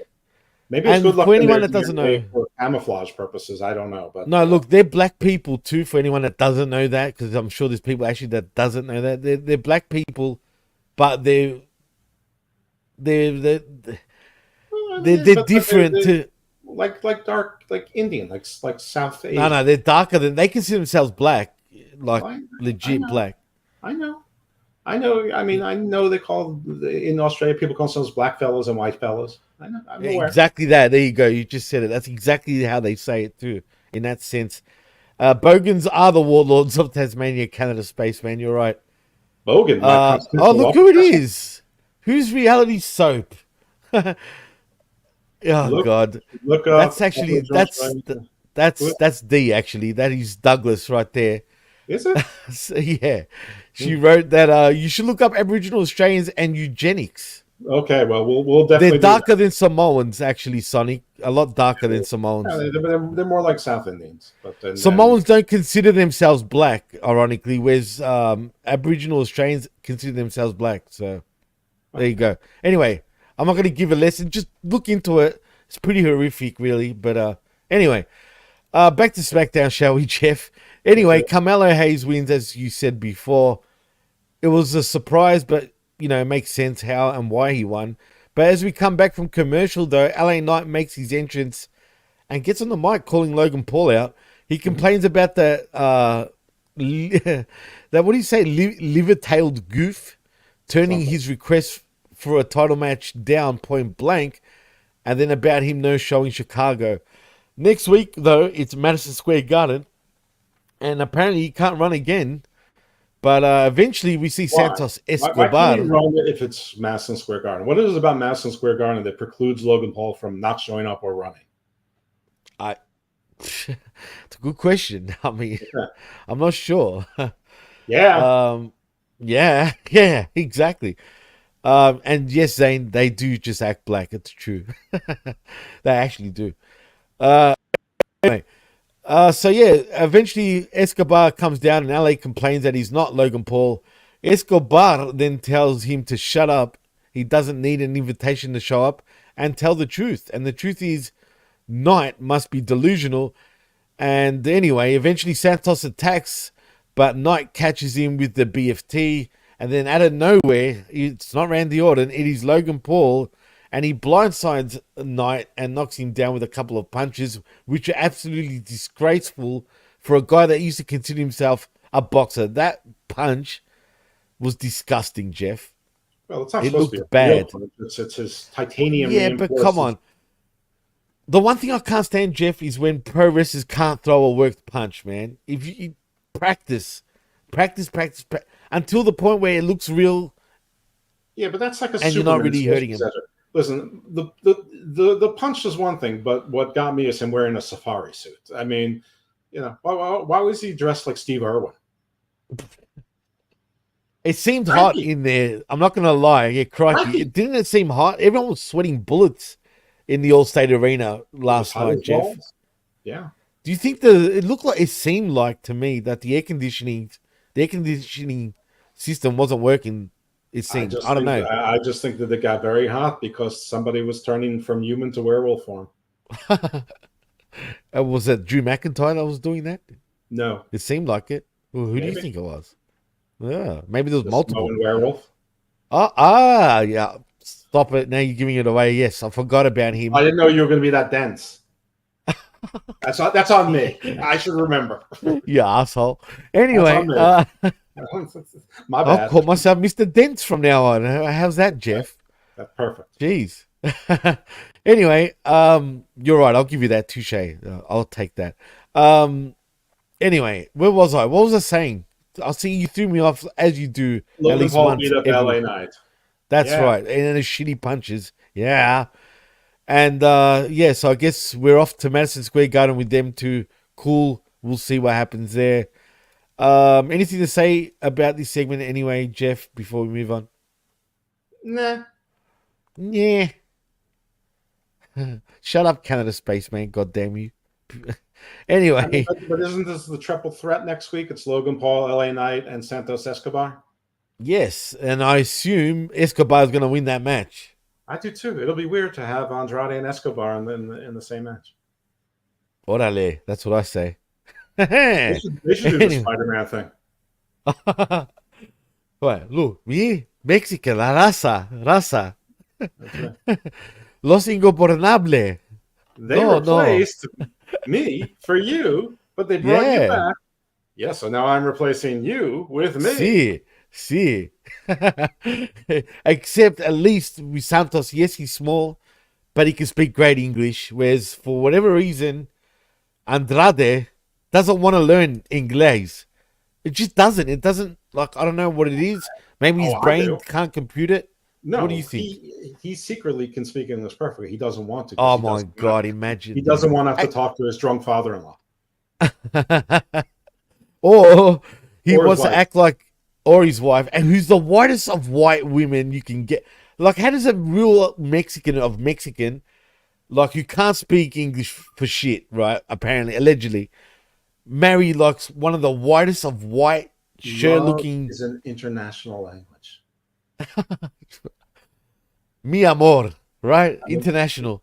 Who's whiter than me? You're not, but see, you're not as white as Charlotte White, if that makes sense. I don't know. I know you're white, but like, and plus you're Jewish, man. You guys are not considered white, technically. That's true. We're not even considered you. For whatever reason, even though, you know, you're pretty white. But for whatever... See the horns? See all the horns coming on my head? What, are you the devil? Yes. I'm letting my horns grow. Well, you are evil dose. I mean, right. Anyway, so technically, because you're Jewish, for whatever reason, you're not white. Mm-hmm. It is what it is. So if I convert to Protestantism, does that make me white? Then again? you become white. Absolutely, you join the Caucasian side of things after yes. I welcome Jesus Christ as my Lord. Oh shit, man, you're a character. Oh my God! Anyway, privilege. Hey, white privilege. Is there that you actually go. money falling from the sky? Is that money falling from the sky? What's this? Yeah, whoa! What's this? Oh no! No taxes for life. What's this? Wait, do you plan on moving to Florida? Right. Oh my God! It says so right here. That's great. Ooh. Oh man, why do we always get into politics one way or the other, Jeff? For crying out loud! But what do you mean with politics? I'm what politics? And all this right, and I'm dense. Remember, I'm the dense one. Oh my God! It's like I'm in one of those stripper videos, and it's raining, but it's raining on me. This is great. Oh man, yeah. I'm gonna totally Scrooge McDuck it later. And apparently, people thought Sonic was Haitian. Well. Of course, why not? Did you have long hair? All right. I mean, you know, did you look Haitian? I don't know what the real... Doesn't Haitians usually grow their hair like Jamaicans so they stand out? And Haitians were from Africa anyway. And do you speak French? That's another thing. Francois Lepieux. Sorry? Who are you Sonic the Hedrat. Sonic the Hedrat. He was saying that people thought he was Haitian.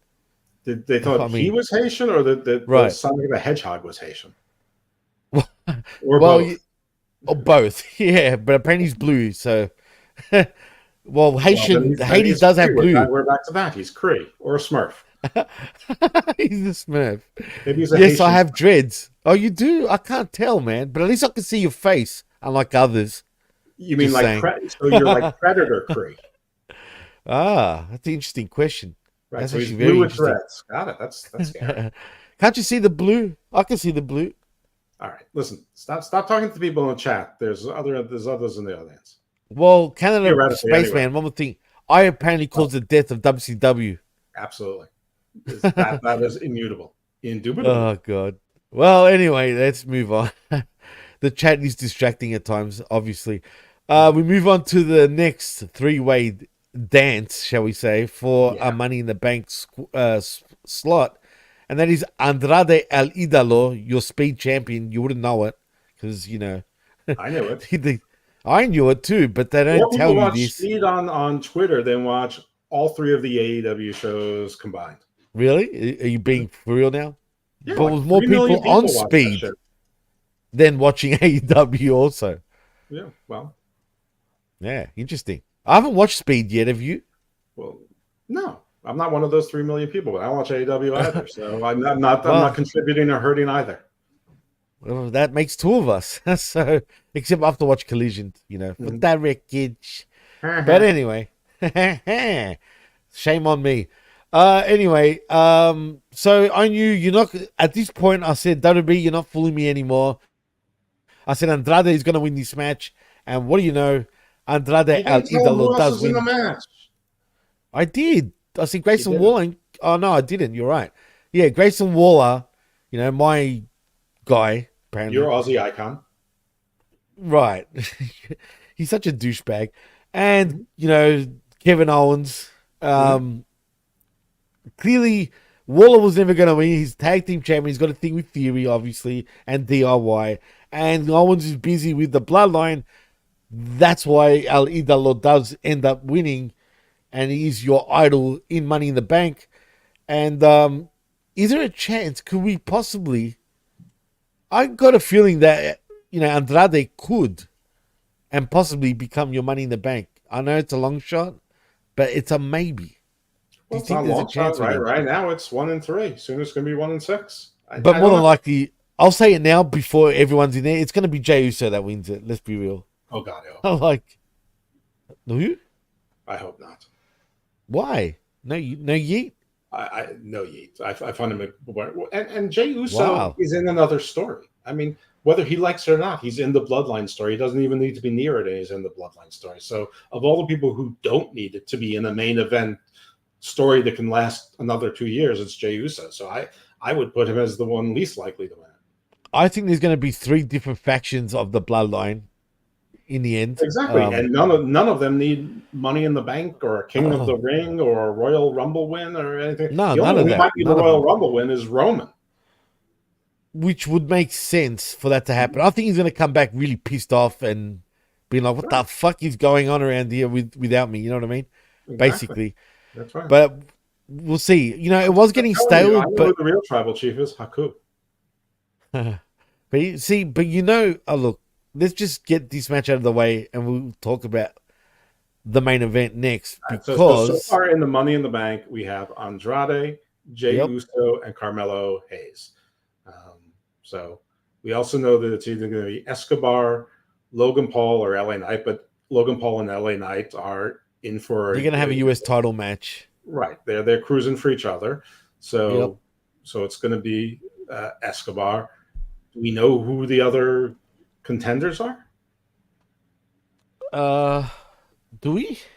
What matches is set up for Raw that we know of? I mean, I know there's a match that Indy Hartwell's in somehow. Oh yes, they advertised that. That's a Indy Hartwell and Blair Davenport, and I think it'll be Blair Davenport that wins that, guaranteed. They seem to be pushing her right now too.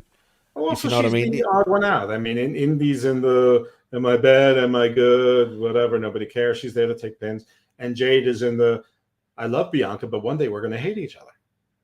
And they're teasing that already. I mean, they've been teasing that really from the get-go in many ways, if you pay attention to it. So, we'll see. We know what's going to happen there, but it just depends. Sting and Luger for the next 12 years. Was it you that made that said that to me? It was you, wasn't it? Luger, and I agreed with you. I totally agree with that statement. That's a good comparison actually at their level too of where they are in pro wrestling.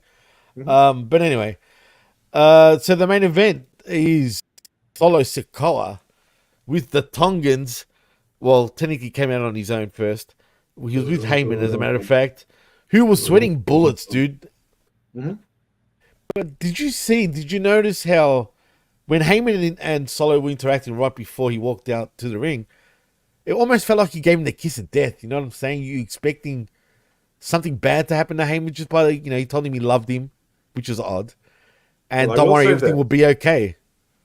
This guy gets a lot of grief on the IWC. And I don't understand. He's a lot better than that, dude. You didn't know what I'm talking about. Sorry. It's a lot of grief on the IWC. And he's gotten a bunch of things wrong, but he's gotten a bunch of things right, too.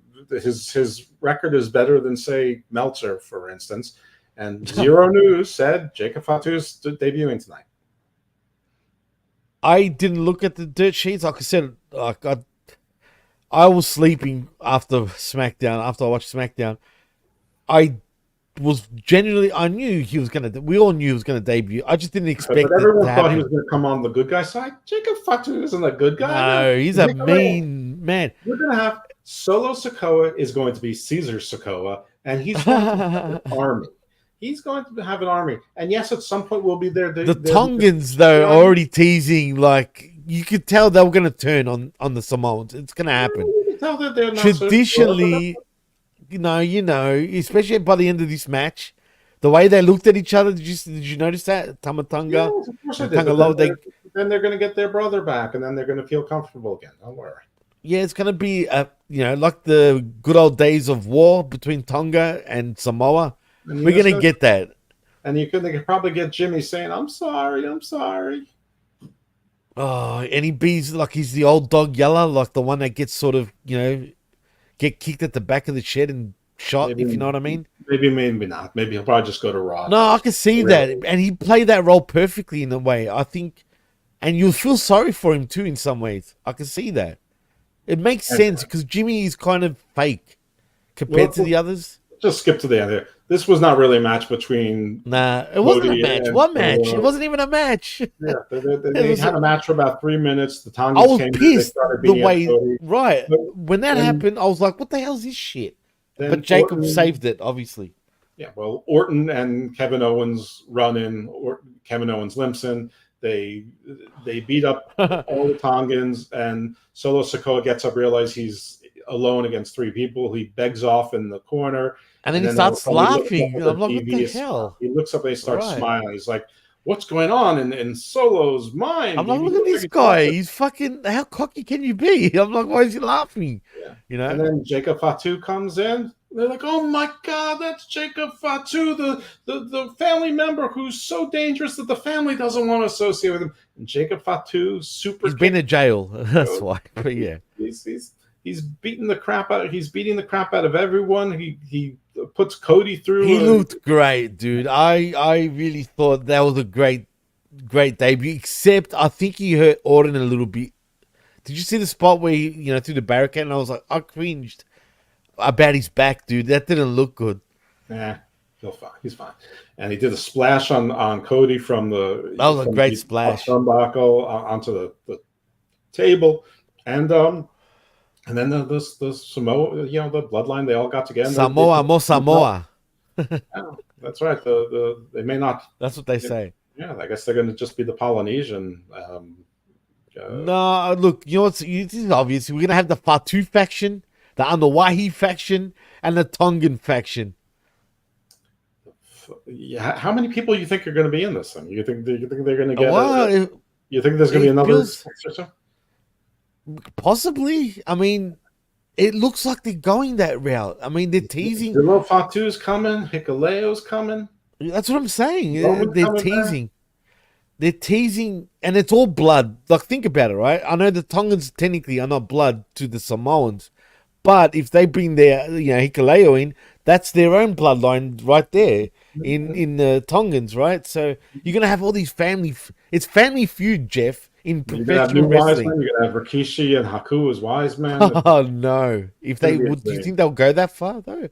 Haku, I'd love to see that. I hope so. But if you bring Haku, then you need to bring in, Rikishi. You have to. Yeah, I And just want to then see Haku not say anything, and everyone somehow understands what he's like telling. play like the Meng sort of character where he Yeah, just but talks he just gibberish. looks at them and they nod and they do instructions. They all fall Elaborate down. Like, instructions. oh They knew no. exactly what he meant just by different looks. The only thing is, though, I think Solo could be the Caesar, like you said. I don't know if he's going to stick with his family, dude. Well. Listen, Caesar was lauded. He became emperor, and then he was betrayed. I mean, this is Yeah, I the see whole. that. He's It's a, perfect for that role too, man. this is a whole new story, and yes, everyone wants it to happen yesterday, but this is going to play out over the next 18 months. It's not. Oh, easy, easy, and take it slow now. Like, just let it build even more because now we've got a significant sort of progression. Because at one stage, let's be real, the last few weeks, it was kind of the same. It was on repeat. Every week was kind of on repeat Last week's until SmackDown now. was pretty disappointing. As for a go-home show, but Oh, it was shocking, and the Scottish crowd didn't even impress me for some reason, they which were good is the next sad day. because internationally the crowds have been on fire until this point. I felt like they were a bit, They made up for it the next day. They were great at Clash. yeah, compared to SmackDown, definitely. They were sabering their voices. You think? Yeah. Yeah, but for example, the French though, they were just as hype on SmackDown as they were on Backlash, for example. You know what I mean? And the Saudi crowd have been the shittest so far internationally out of all of the international shows. They don't do it for me anymore. That fan base, it just ugh. Okay, well, listen, we know about you and Indians. I said Saudi Arabia. I didn't mention Indians. You mentioning Indians? God damn you! Oh, right. And I'm talking about the Southeast Asian Indians, not Native Americans. For anyone wondering, You are? Oh, okay. would you think I was talking about the natives? Yes.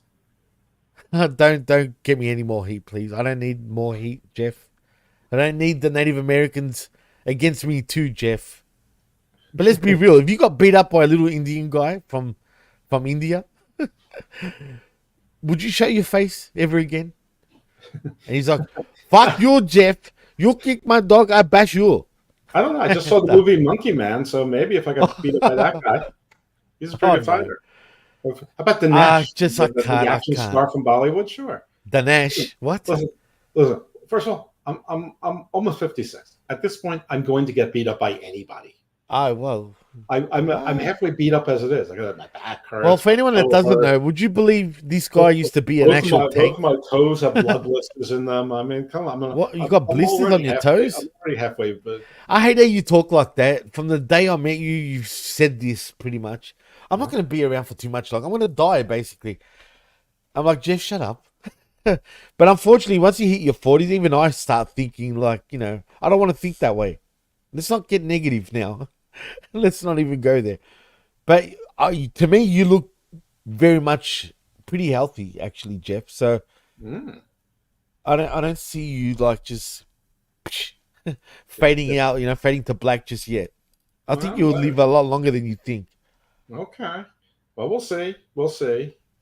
But then again, would you want to live all the way up to 90 years old and feel like shit though? Like, no, not in the condition I'm in now. No, that would. No, but I'm not going to live that long because I have a disease that they have already told me will take 10 years off my lifespan. So even if I was going to live to 90, I'd live to 80. If I was going to live to 85, I'm going to live to 75. 80 is fucking great though. I don't know. It sounds great, except my parents are 83, so they'd be dead for 3 years. No, I don't like that idea.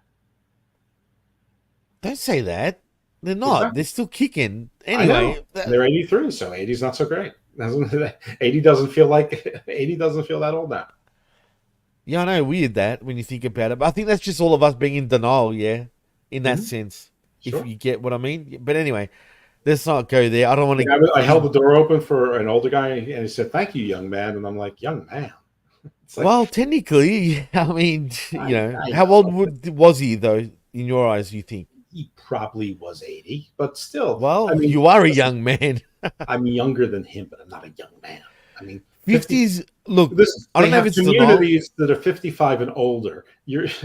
Once you're eligible to live in one of those communities, nobody should call you. Are you eligible? But are you eligible to have the pension right now? Not yet.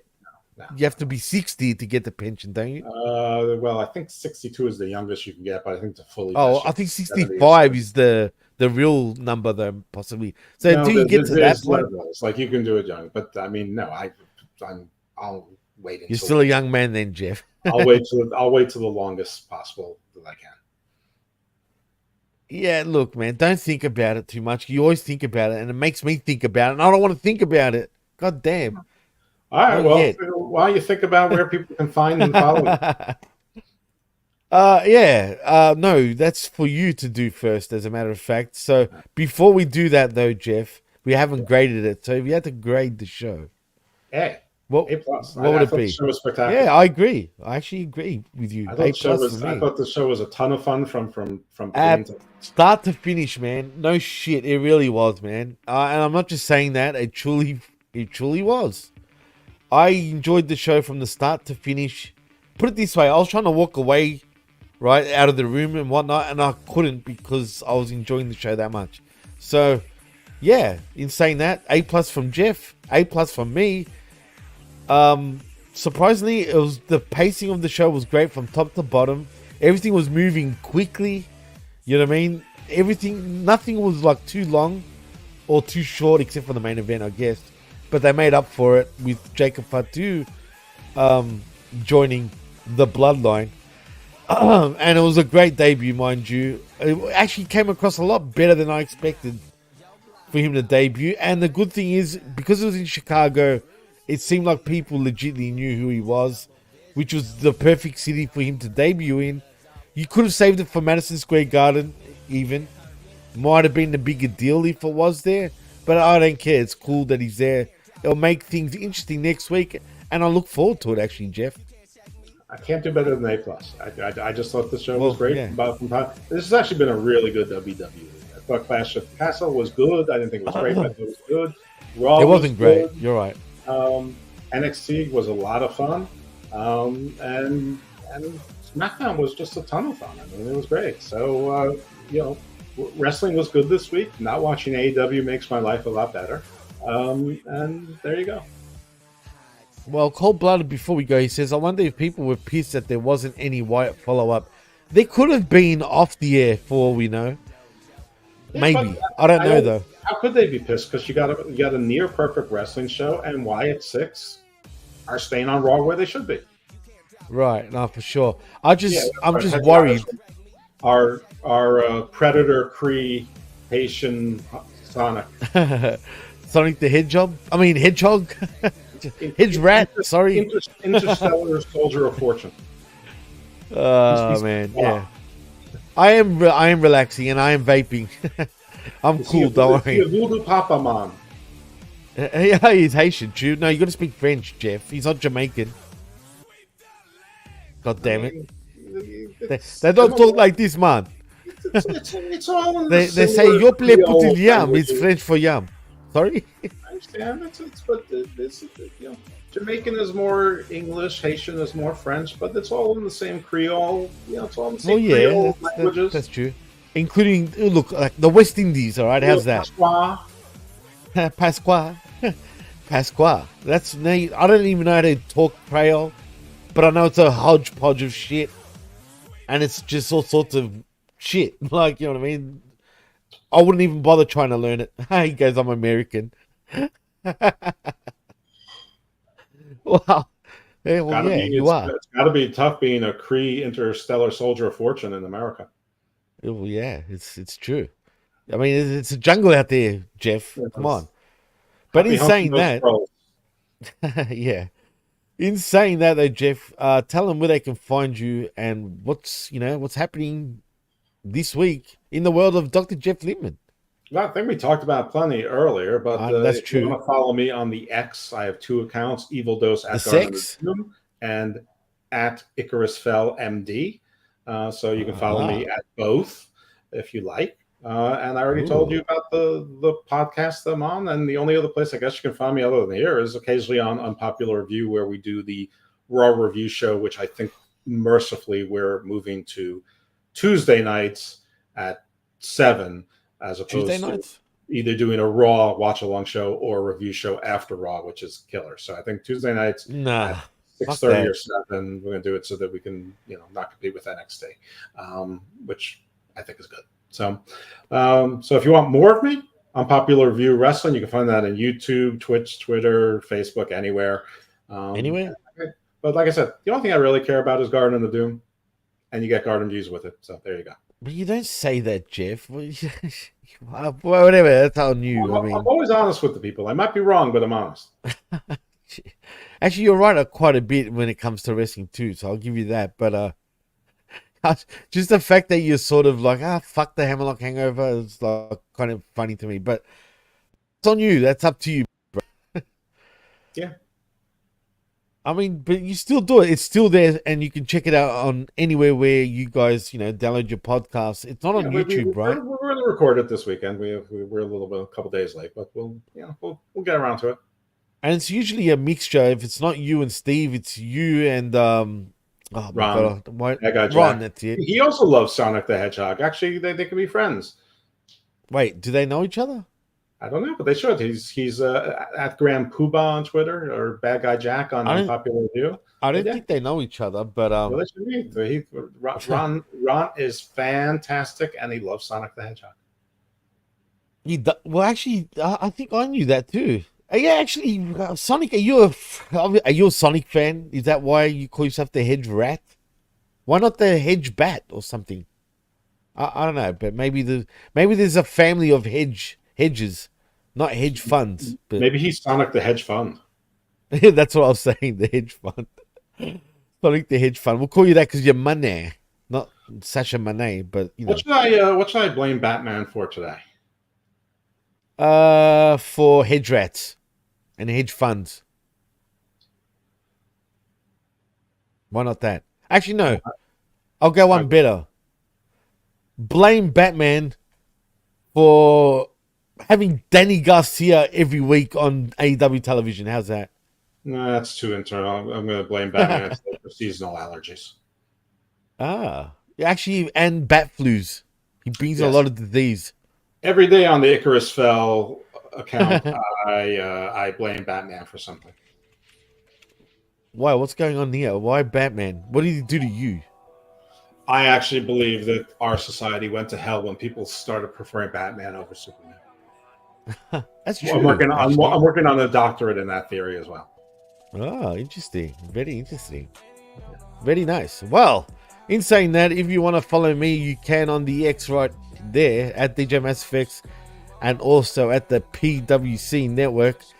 Like and subscribe right here at channelattitude.com, where for $5 not only do you get the realest but also the best talk in all of professional wrestling.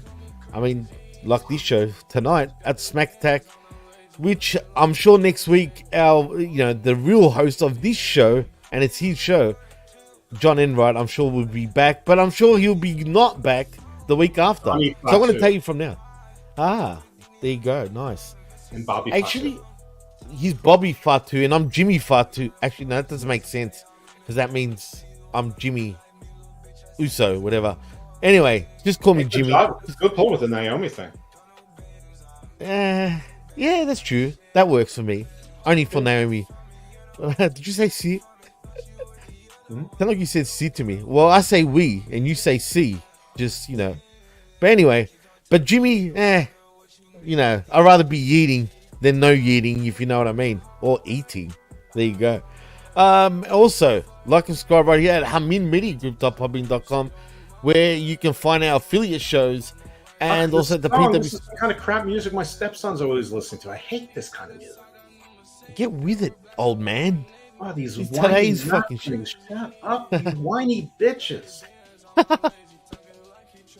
You're a character, man. I made this fucking remix just quietly, Jeff. So, but I didn't make him rap this shit on purpose. No. I took the vocals, obviously. Oh, you know what I mean, from another song. But you know what I mean. I just took another year was taken off my life. God damn! Always whinging, always complaining. But that's our very own Dr. Jeff Lippman. It's all good. We love you the way you are, Jeff. Keep whinging, keep complaining. It wouldn't be Dr. Jeff Lippman if it wasn't the case, because you know what? He says, fuck everybody. And that's how it is. So in saying that, I am Jimmy T. That is Dr. Jeff Lippman. And thank you to everybody that joined us in the chat. I'm sorry I couldn't get to all the comments. Hey, there was a few. Oh, he said Fatu to you, whoever that is. But in saying that, thank you everyone for joining us. And tomorrow, 11 a.m. Eastern, you know what that means, right, Jeff? After the collision, do you know what we do? Oh, you still sift through the wreckage? Are you allowed to say that? What do you mean? Am I allowed to say it? I am the man that says it now. Isn't that somebody else's line? I don't know who you're talking about, Jeff. Who is that guy? He abandoned his own show. Can you believe that shit? Yeah, please, exactly. He's just like... Forget it. Oh, no, cold-blooded, don't. Do you know what this is? The Hawk Tour? You don't know about it? No. Look it up, dude. It's everywhere right now. I'm sure. Put it this way. Apparently, this particular Hawk Tour woman thinks that's what men love. They love getting spat on their doodle. Yeah, that's what's freaking... I'm not kidding. That's what cold-blooded is referencing to. That's why I laughed. It's gone viral. I don't know how you don't know about this, Jeff. Or you, D. Because I am an antivirus. I am the core for everything that's viral. Oh, if you see the video, you'll laugh because that's what she says. Like, men love, when you just... I don't know about this. Cold-blooded. My white privilege. Aha, there you go. Well, it was a white girl that actually said this, by the way. It doesn't matter. As a white man, white women hate me. Well, Latinas don't. That's a good thing. And as a matter of fact, if you fuck around with this particular Latina, you're dead, Jeff. That's right. You know that. Damn right. Dead, legit. I'm not exactly lying. How I'm gonna die. Just don't know when. Shout out again to La Sacaria. How is La Sacaria before we go? Is she good? She's spectacular. He means that too. I can see that in his face. So anyway, let's take it home, Jeff. So I am I'm not Jeff. I'm Jimmy T. That is Dr. Jeff Lippman. And that's Hot Tour cold-blooded right there. Look it up, Jimmy. Jeff. I know, I'm confusing myself right now. So can I just end the damn show for crying out loud? So in saying that, we'll see you for the wreckage tomorrow, 11 a.m. Eastern, between me and the vet. And also, we'll be back next week. I assume me and John. Jeff, I'm going to tell you from now, join me the week after, because I bet John won't be around again the second week. So in saying that, make sure you enjoy the El Habanero versus El Chlamydia match tonight. Habanero. Have you had habanero sauce? Of course I have. That's beautiful. I love that shit. I had carne asada last night. I'm nice. Yeah, I missed the peri, literally. Like, ironically. We're talking about sauces. Yeah. The chicken. Don't worry, Dick. Anyway, forget it. You know her last name. Anyway, in saying that, we're out and I'm hungry. And I'm tired. The pierogi. Right. Not kishalgi. Pierogi. So anyway, can I say bye? Bye. See yous. We'll see you next week. Toodles. Peace. Toodles. Exactly.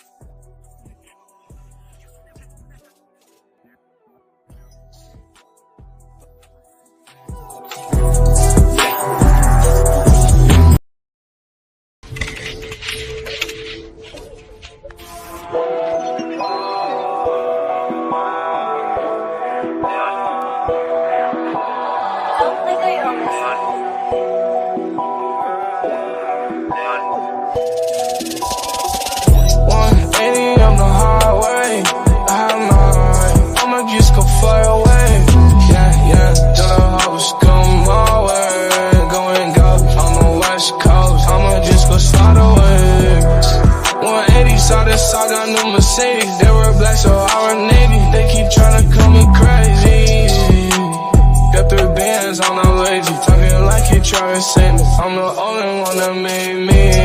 I've been on that 32 long on my dime. If you try to hit my fucking phone on my phone, used to get high. Lamborghini Aventador, let's just say it's dumb. Fuck how you're informants, used to stay out in the dumb. Say you wanna be like me, little bitch, I said that's not important. Got no friends, got no babes, got no babies. Try to shit off a cliff, but away from me, you don't have to pay for me. Thought you were the other one, no, you don't gotta wait for me. Yeah, I'm a 10. Keep on talking what you mean. 180 on the highway, I'm alright. I'ma just go fly away. Yeah, that I hope it's going my way. Going ghost on the west coast, I'ma just go slide away. 180, saw that side, got new Mercedes. They were black, so I were Navy. They keep trying to call me crazy. Got 3 bands, I'm not lazy. Talking like he try to send me. I'm the only one that made me.